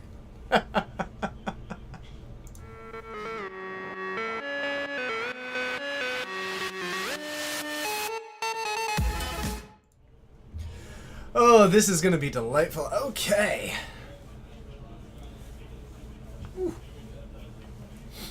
Ooh, the nifty Channel Fireball sleeves for Coleman here. Sean, both of these players undefeated. Nicely done to them. Gotta fix that real quick. While they're just taking a look at their opening hands, we'll just hit this real quick. And rejoin the field. I see Heritage Druid, Nettle Sentinels, Llanowar Elves, and one land. This actually might be okay for Coleman. Maybe two lands. Looks like it might actually be a two-lander. You haven't seen people running green-red in a while? Tom did. Tom did at the Invitational, didn't he?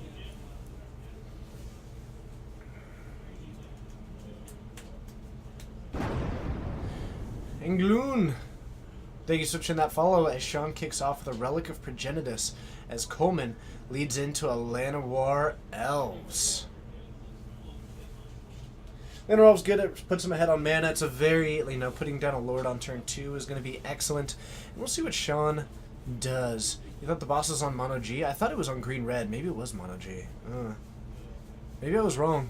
My bad if so. My bad. Sean's gonna pop this relic. Oh, does he not have another land drop? That might have been a Ghost Quarter. Oh, interesting. Am I going to play any kickbots tonight? No, I've got to sleep. I'll be streaming at home for less frequently for the next little bit. I've got some real life stuff that I've got to take care of. So, I'm making sure that I can come into the Geek Fortress streams because that's like the priority for me when it comes to streaming. But the home stream is going to take a temporary hit. I'll stream whenever I can, but I've got some outside stuff that I've got to tackle. So Coleman down to 16 off of this Fetch Shaka along with that other Fetch. Drops down the Nettle Sentinel, goes for a Heritage Druid. And now we've got 3 mana. We do have the ability to accelerate into this board. Coleman's got this interesting decision. Do I flood the board and potentially win next turn or get close? Or do I attack, keep it conservative, and play around the possibility of a Pyroclasm? Which looks to be what we're doing currently. That is a Ghost Quarter coming down for Sean.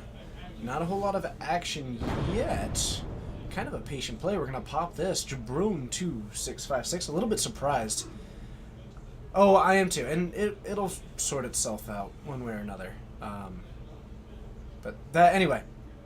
That's easier to discuss on like other stuff than right now. Another lane coming down. Coleman does have Eclectic Company. I think we might just be going with the Bash for 2 down to 17 and maybe try and drop in something that just applies a little bit more pressure.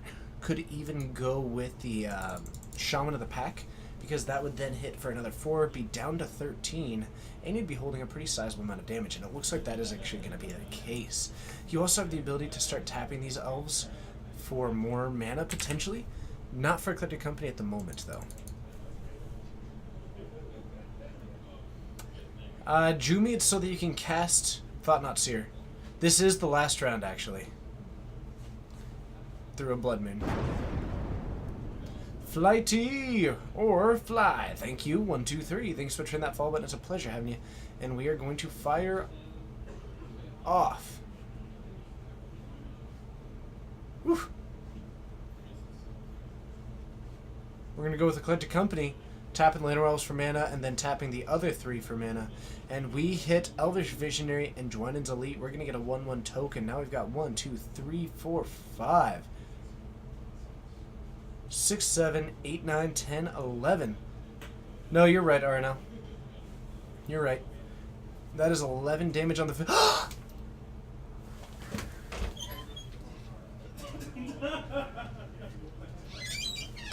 That's a TJ!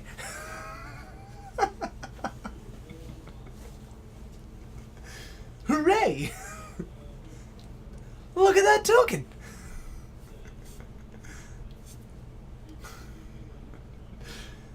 Bash for 11. We're down to 2. And we have the other Shaman of the Pack. Nope. Okie doke. Pyroclasm or bust.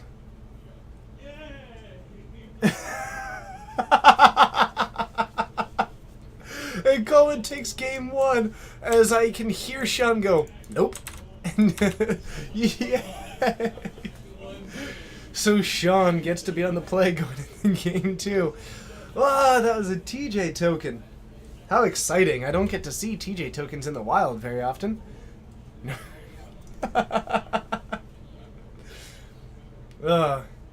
Guy ran Shaman of the Pack at Legacy FNM last week and ruined me with it. That's awesome. That is super cool. I recently learned that there was some old tech in Legacy Elves where they would run Elves of Deep Shadow so that they could cast Thoughtseizes out of the board, which was awesome. I guess this was before Deathrite Shaman. But Valerian34, thank you so much. Oh, Game of Thrones is next week, isn't it? I need to figure out how to get HBO. I need to get HBO. Game of Thrones is next week. Valerian, thank you so much for hitting that follow button. It's a pleasure having you here. And let's get ready for our game. 2, because it's time to duel. Hey, look, TJ's a green creature. Yes, he is. This weekend. Oh, no. It's on Sunday? Sunday? You mean the same day as the Geek Fortress Preliminary Pro Tour Qualifier, which you can join at noon Pacific time to watch players fight for Modern on their chance to get to the Regional Pro Tour Qualifier to then qualify for the Pro Tour in the most direct way to get to the Pro Tour for your average Joe or Jill? Absolutely, you can join us on Sunday at noon Pacific time for a Modern Preliminary Pro Tour Qualifier. Yes. Wow. A 10 out of 10 pivot. Nice. Scary Hector 1, hello, hello. It's good to see you. Grand having you here. And hello to the two. Shameless plug is shameless. Yes, it is. Yes, it be. Because we're here, just you and me. Sorry. I always forget that I'm supposed to not singing. Because my singing is bad.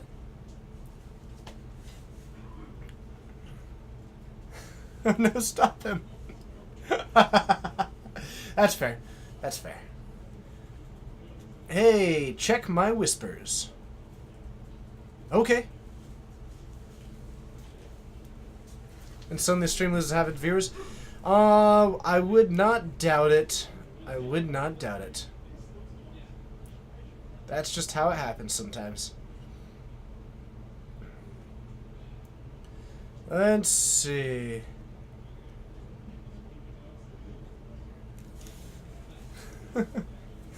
So for game 2, Sean gets to be on the play. We're looking for our red cards. I don't think we saw any green or red. We did see some green cards in hand for Sean, but not any mana, not any pyroclasm, and it is just gonna be tricky. We've got 7 cards. Coleman looking at some Horizon, can't be too many lands, decides to pitch it. We do have Pyroclasm and Lightning Bolt in this hand, but not enough. Sean has to mulligan the hand away despite having some of the cards that he inevitably wanted, but just not enough. Pock, it's good to see you. Thanks so much for joining. Hello, everybody else out there.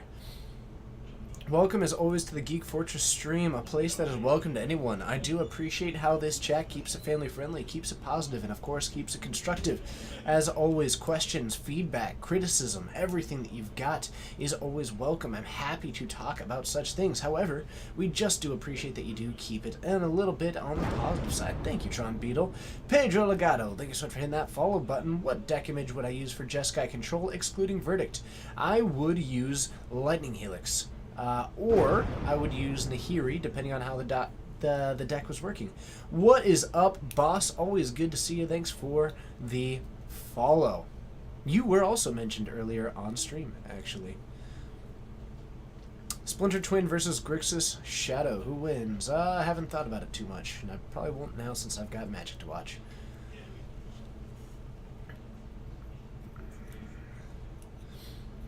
So Sean's going to kick things off with a Tron Land into a Chromatic Star. We do have 2 Pyroclasms in hand, which is going to be pretty powerful against Coleman. My goodness, who drops in a Llanowar Elf. Does Sean have the red mana, though, is going to be the hardest part? Yes, he does because of this Chromatic Sphere, but the second one might be a little bit tricky. I don't currently see too much. And now it's a matter of, does he want to fire it off to try and cast this Ancient Stirrings or play the Patient game? He decides to play a Patient. You are a featured viewer of the day, Pax. It's awesome having you here. You are incredible. Thanks for joining.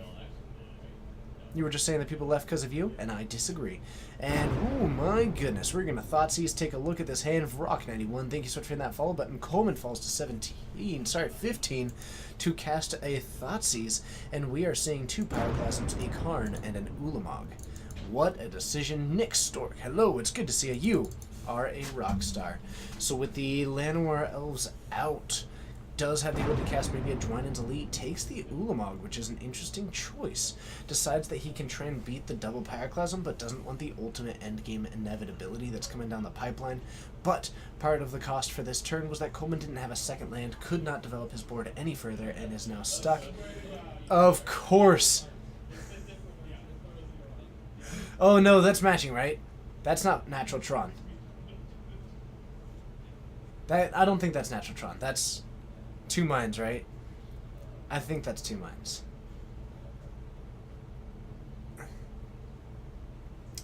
Alright. Oh, it's 2 planes. My bad. And we're just going to Pyroclasm, get rid of the Llanowar Elf. Coleman struggling with his land drops means very, very good things for Coleman. Or I'm sorry, for Sean, who is then going to take advantage of this. Draws into an expedition map.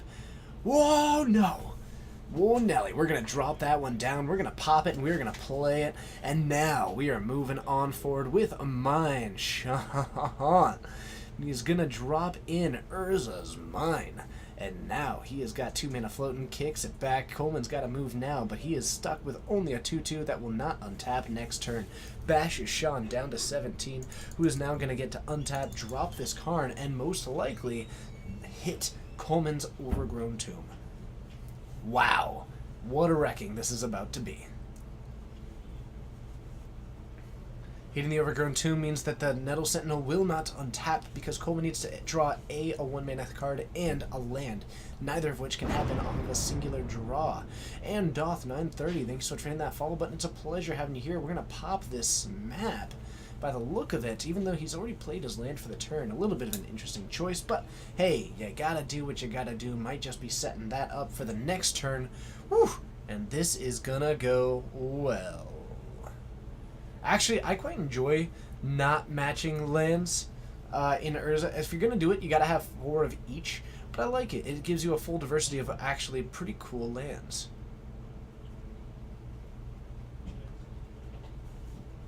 Then we see a Karn, and I fully expect to see a minus on that Overgrown Tomb, which will be a pretty good play.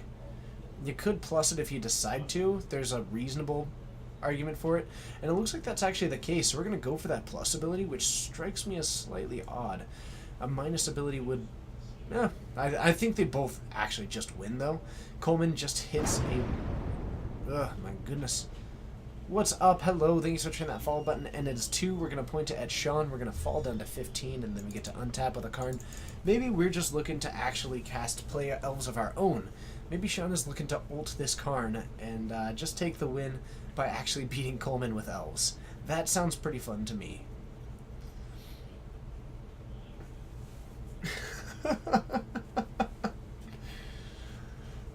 So the Sanctum comes down. We've got green spells and red spells, but no way to cast them. Are we getting a Karn ult? I can only hope.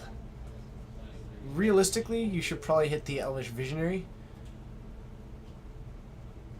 You know what? Actually, that's probably just as fine hitting the land. I think they're probably about the same, except that cut off black mana, which means that another Thoughtseize can't come down. He could Ghost Quarter himself, and it looks like that's actually the case. We're probably going to go for a Forest here, which means that we can cast this Ancient Strings and dig a little bit deeper. Something like an Ugin would be pretty bomb diggity. That's something that the kids say, right? They say the word bomb diggity. Anybody? No? Okay, great. We're fine. 15-15 all, but that at the scoreboard is misleading for where this game is sitting. Coleman so far behind that you could put him on French fries. PPTQ this Sunday. Oh yeah. Ooh, and that's actually a Sylvan Scrying, not an Ancient Strings. We're going to find ourselves another sweet land.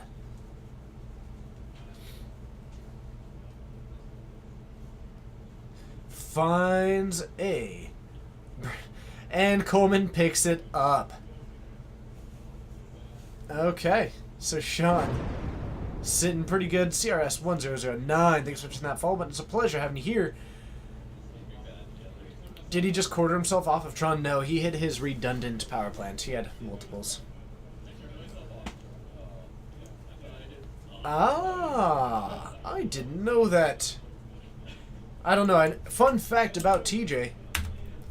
I have never seen more... I've maybe seen like 4 episodes total of The Simpsons, would be my guess. I have seen almost none of The Simpsons. That's a fun little fact, I guess. Maybe it's not a fun fact. I don't really know. It's an interesting fact. Maybe. Maybe it's not interesting either. Whatever. Just sharing. So Coleman gets to be on the play with elves. It definitely worked out pretty well in game 1, but Sean was faltering quite a bit on mana. A well-timed Pyroclasm can still shut down this game. Coleman might have to rely on getting something like an Azuri to help protect his board while also actually having enough mana. Starting It's good to see ya. It's okay, I'm not missing out. Thank ya. I appreciate that. I don't know. I've enjoyed the show a couple of times and whatever. Jonathan, 13. Thanks for hitting that follow button. TJ is too busy to know pop culture. That's actually become increasingly true. I used to know my pop culture pretty well. And now I'm just very, very zoned out on it. Do not keep up with my pop culture these days. Mostly, I mean, not having a TV and then spending every free moment doing this definitely does take up quite a bit of it. Sean's going to mulligan looking for a good Game 3 hand. Maybe something where he can cast some spells, play some cards, do some cool stuff. Coleman's sitting with a hand that he's probably going to have to mulligan, and it looks like that is the case, but he happened to nail it on exactly the only part of the table that you can get glare on by angling the cards that way. Okay, you know what, Icy Sounds? Have a good night. You're great. Thank you so much for being as amazing as you are. You actually know a lot of... you know a lot of pop culture. The Simpsons should be doubling seasons.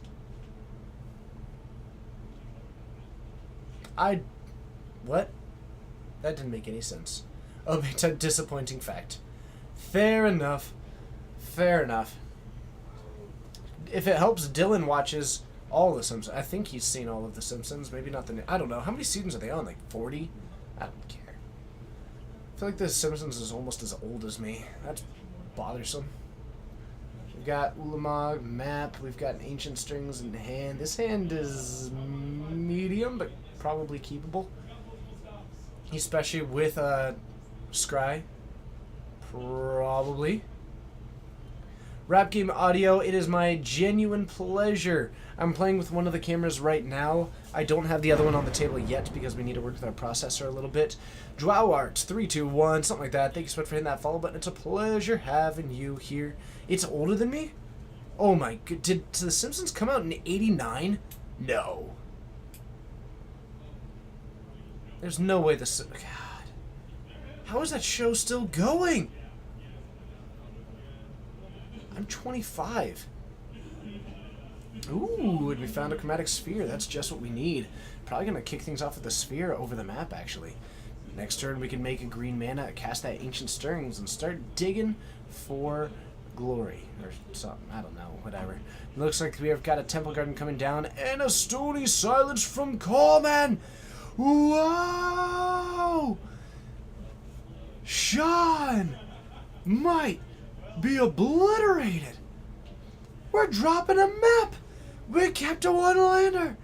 Coleman might take this game in this match in 3 with Elves. The Stony Silence locking it down. Drops the Elvish Visionary. Finds his 3rd land. We find a Sanctum. No red mana yet, but Coleman has got to capitalize on this moment, and at the same time might accidentally get blown out by a Pyroclasm. Oh my goodness. This is gonna be sweet. Natural Tron into Ugin, right? Right. Elvish Archdruid coming down, and suddenly the field is looking pretty safe. Sean is going to have to start just drawing gas. Like, Runner, Tron names, drop Ulamog, then drop an Ugin. Just nonsense like that. Oh my goodness. Coleman might actually win this. Coleman doesn't get... Ooh, and we're going to Warping Wail on the Elvish Visionary. In response, we find ourselves another Chromatic Star to join the battlefield. Sack Crucible for Karn. Not sure why you'd sack Crucible for Karn. It doesn't seem that great in this matchup. Decent, but not that great. Dwynen's Elite... The TJ token! I love it. And we attack for 2. We're down to 18 for Sean.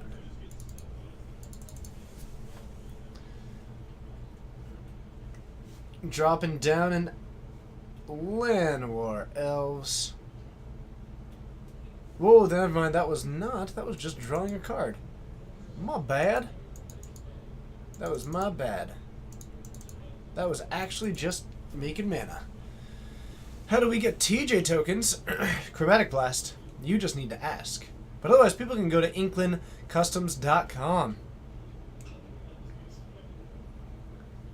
InklinCustoms.com, and you can search TJ and find some sweet TJ tokens. We're down to 9. And Coleman, looking solid. If Sean hits red mana, he looks better. Oh my goodness, if Sean hits red mana, he can actually just win. He can potentially just win. Coleman has got so few options left in hand. And nothing that he has survives it.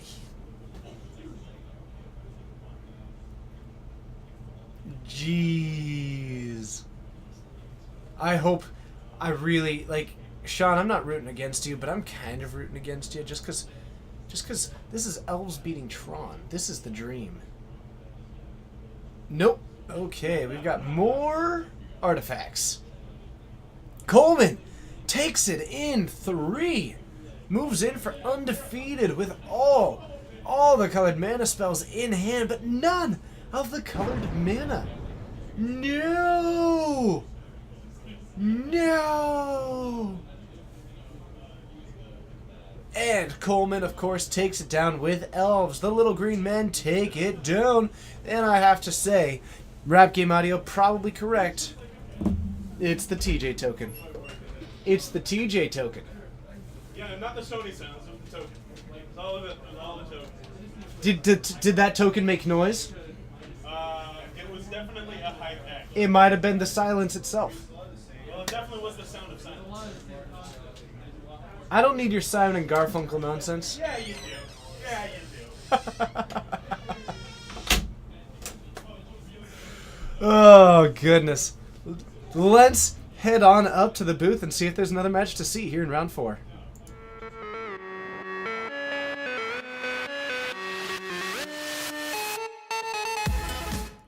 Hello and welcome to the Geek Fortress stream. My name's TJ. It's a pleasure having you here. I hope you are having the most wonderful of wonderful times here at the stream. You can, of course, hit that follow button, join us more in the future. You can also hit that sub button and help support what we're doing, which is buying all kinds of new equipment, doing all kinds of new coding, and just moving forward with all kinds of cool new ideas to implement.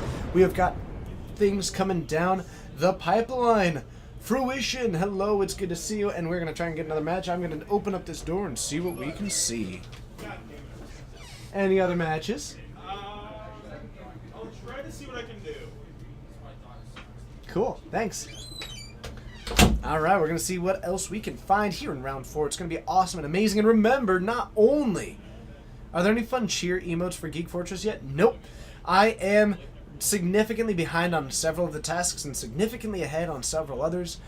But I've had some real world stuff that I've had to Chromatic Blast 100 bits. Thank you so much. I've been having to focus on some outside of stream stuff a little bit, so I'm working on getting that so that I can recalibrate and refocus on all the stream stuff. So some of it I am working on, some of it I'm trying to get done. The emotes is very much on the list, we just don't have them yet. A little turtle has hit that follow button. Hi there, little turtle. You are great and you are amazing, and I hope that you make it to the water so that you can go swimming. Getting HBO by Sunday, not even on my radar, actually. Eats049, thanks for hitting that follow button. It's a pleasure having you here. Did the other emote actually get submitted? That's a great question. Probably not. I can do that tonight or tomorrow. Next time I'm at my computer, could you do me a huge favor? And I know that you already did, and I have it already saved, like I could find it. But to help remind me, can you send me that zip file to where it's just the thing at the very top so that I can open it up and get the reminder to probably take care of that tonight when I get home? And I should be able to do that. If so, thank you. If not, please get clapping hands. A clapping hands emote, like a, you need to do this. I swear, maybe. So, fly tracks. Like that. You need to do this. That does sound fun. We should make a clapping emote. Make a clapping emote now. More clapping emotes. Yes. Yes. I love it. I love it. We need to do that. I want to make one. That's what I'm gonna do. I'm just gonna be my hands. They're gonna go.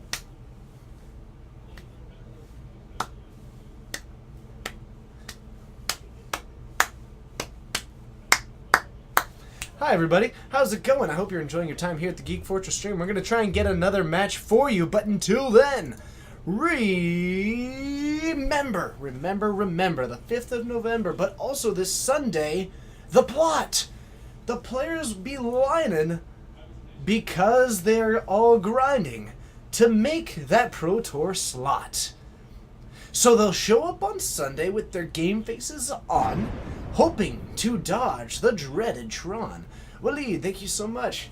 They'll play all 6 rounds plus the top 8 and hopefully accept their fate. DCYT, thanks for hitting that follow button. So join us on Sunday. It will start at noon.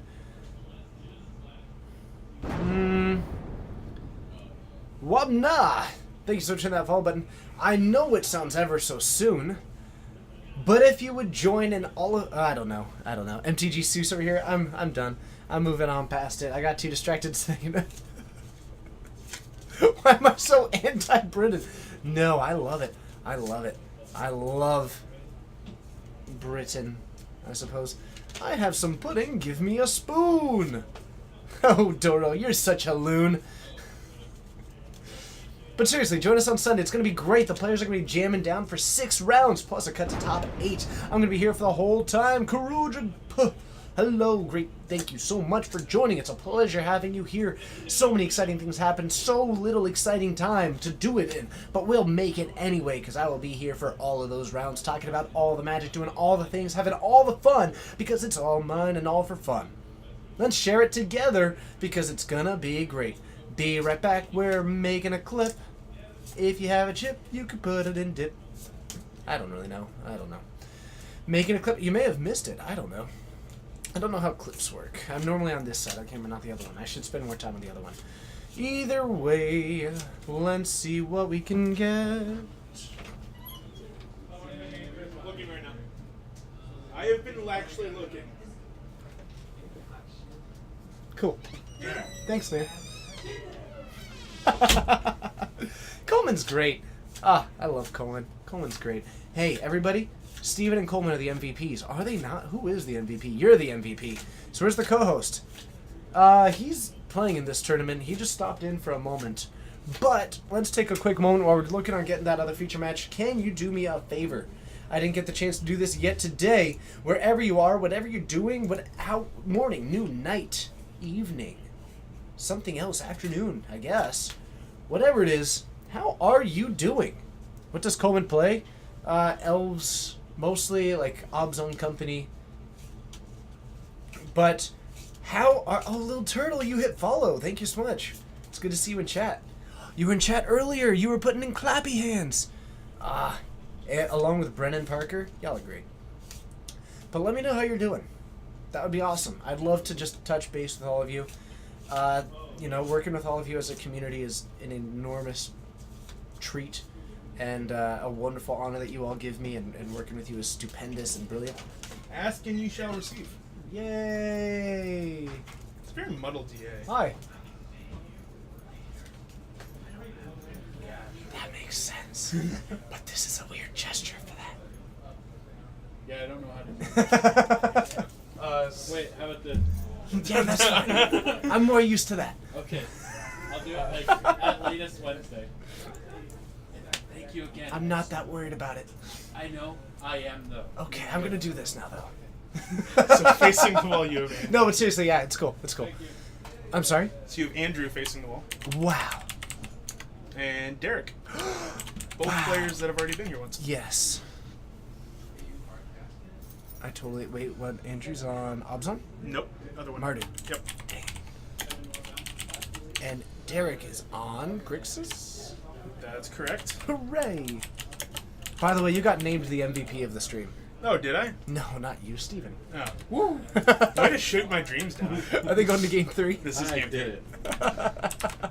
Wow, TJ. Wow. Well, who brought him dinner who was not you? Alright, we have got a match, and these two... All right, I will let them know that they're good to go. We're good. See you down there.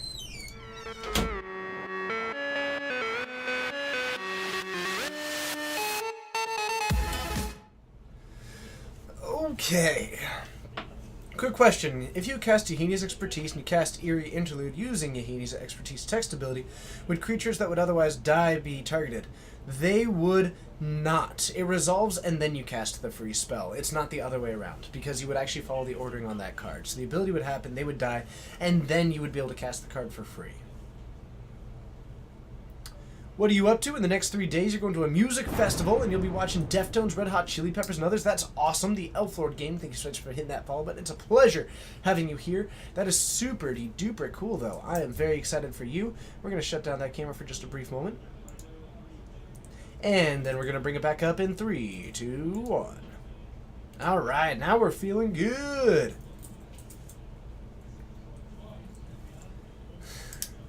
How'd that clip come out?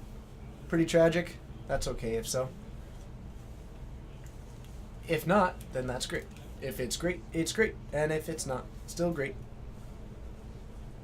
'Cause everything is great. That's a lot of Faithless Lootings and Young Pyromancers for Andrew, but I think just one land. Derek looking at a hand of Grixis Shadow, and we'll see what we can do. That'd be so cool. Yes, it would. And we're going to see a mulligan. Ooh, never mind. Yeah, that is a mulligan from Andrew. Derek decides to keep the hand on game 3. Looks like Andrew may have taken the win in game 2 here.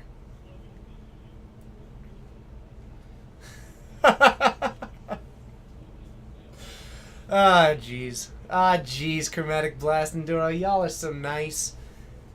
This community is such a boost.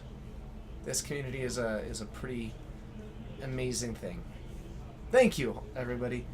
Thank you for taking your time to watch the stream. Thank you for joining for it. Thanks for being here. Thanks for hitting that follow. Thanks for the people who sub. Thanks to the lurkers, the mods, the viewers, the players.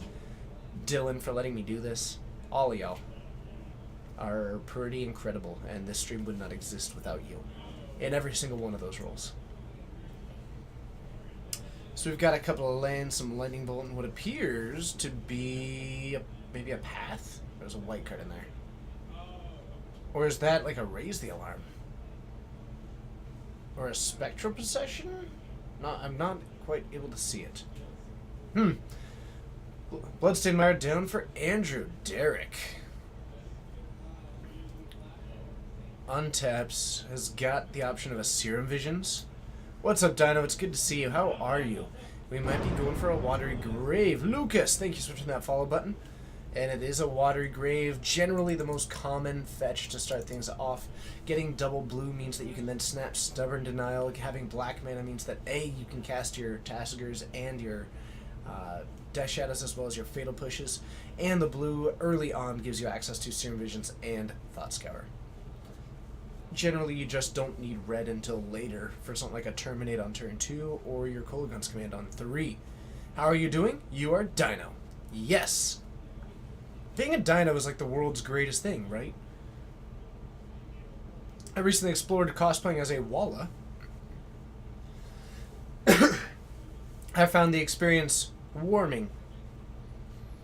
So we have got this Serum Visions resolving, and it looks like they are both going to be going up top, changing the order. Derek at 17 has not quite, and there is the die adjusting. Andrew goes for a fetch down to 19, going for a tapped land. Scavenger Folk hits that follow button like a champion. Thank you so much. You are amazing. Andrew untaps, draws, hits a Faithless Looting, has got more lands in hand, and we might see a Faithless Looting with a Lightning Bolt backup. That might be... looks like that is the case. Firing this off, draw 2, discard 2. We'll see what we hit. Looks like one of these is a land and the other is a Lightning Bolt. Now we are sitting with multiple Lightning Bolts. And actually what I thought was a white card earlier was a Godless Shrine. So our hand consists of lands and 2 Lightning Bolts currently for Andrew. That is going to be a rough, tough hill to climb. Can drop down this. Does not have a red source to cast Lightning Bolt this turn. Is at 19. Derek passes, untaps, draws, goes for the basic island, conserving this life total just a little bit. We do have a Nile Spellbomb available, which can hit some of those Lingering Souls, potentially some other stuff. Serum Visions comes on down.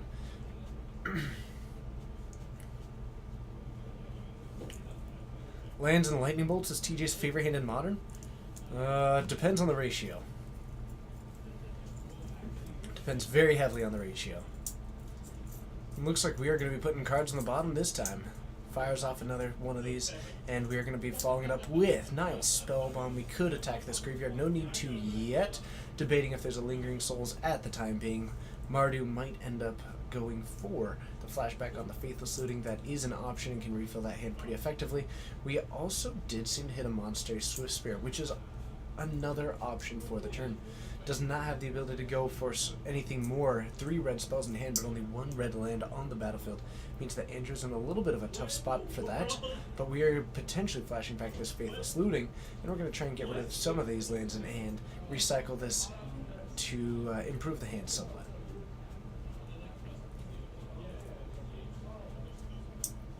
And we're going to fire off this Faithless Looting. We're going to draw 2, discard 2, and that finds us a land and a Bedlam Reveler. So we could pitch the land, potentially the Swiftspear. Looks like we might be getting rid of a Bolt, interestingly. But that Bedlam Reveler is probably going to be one of the bigger threats that you have. It's a 3/4. It does redraw this hand a bit, which means, and it looks like that is actually going to be the Bedlam Reveler and the land that go to the graveyard. So the 2 cards that we drew this turn, now moving to the graveyard.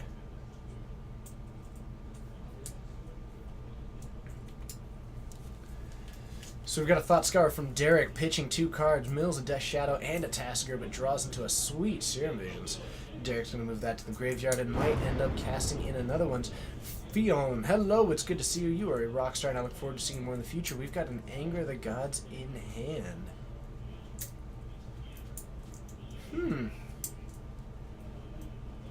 Because Swiftspear is better than Reveler? It certainly is when you only have a singular red source. And it looks like we are going to stop at the upkeep just to take a quick look at the graveyard. Do we want to affect it before the main phase?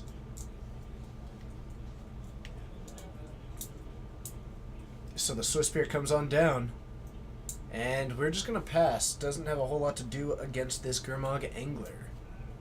But when you've only got 1 red source, Bedlam Reveler looks pretty not good. Ditched a red source? That's true. That's true. Is it worth getting rid of a Bolt and the Swiftspear to have a Reveler? And to go up to 4 lands? I don't know. Ritual74, thanks so much for hitting that follow button. It's a pleasure having you here. And we are going to Collective Brutality, escalating once, probably taking a look at that hand, and killing the Monastery Swiftspear. That is brutal.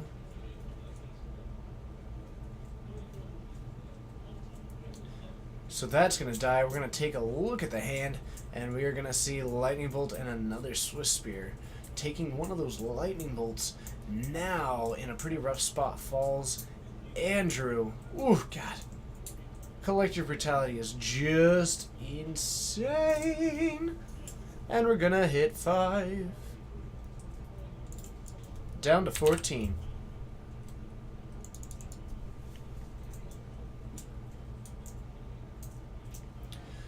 A Bloodstained Mire hits the battlefield. We do at least now have access to 2 red sources. Could theoretically hit for 5 this turn, putting Derek down to 12. Not a whole lot of point to it, though. Juke, hello, it's good to see you. Welcome to the Geek Fortress stream. I hope you're having a wonderful, wonderful time, a wonderful day, wonderful morning, wherever you are, whenever it is. Be great. You're great. We've got a Fatal Push in hand. Could fire that one off just to clear the way of those blockers. I really dislike Collective Brutality when it's across the board for me, but I love Collective Brutality just when I'm casting it.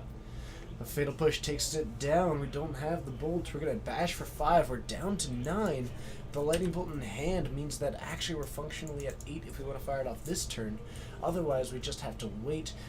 Looks like that is going to be the case. We're going to draw for turn, hitting another land. Derek untaps, has the Grimlock Angler. Remember, still has access to this Nile Spellbomb. Hits another land, but it's actually a black mana. Still no red available, but double black is, as well as the ability to Snapcaster Stubborn Nile, something along those lines, if there's anything in there. Also, Snapcaster Fatal Push becoming an option. Can I reveal their record going into round 4? I don't know for these players. I know that the 2 previous players were 3-0. I think both of these players won on stream, so I would guess that they were 2-1.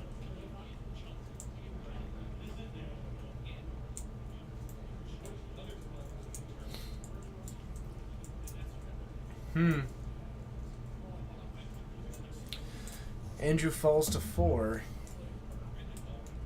Could go for a Fetch Shock Lightning Bolt. Turns it sideways. Lightning Bolt. Takes 5. Dies. Derek takes it down, and he is going to be the winner. That might just be the end of this 4th and final round. But there's only one way to find out. That was a weird word. Let's head on up.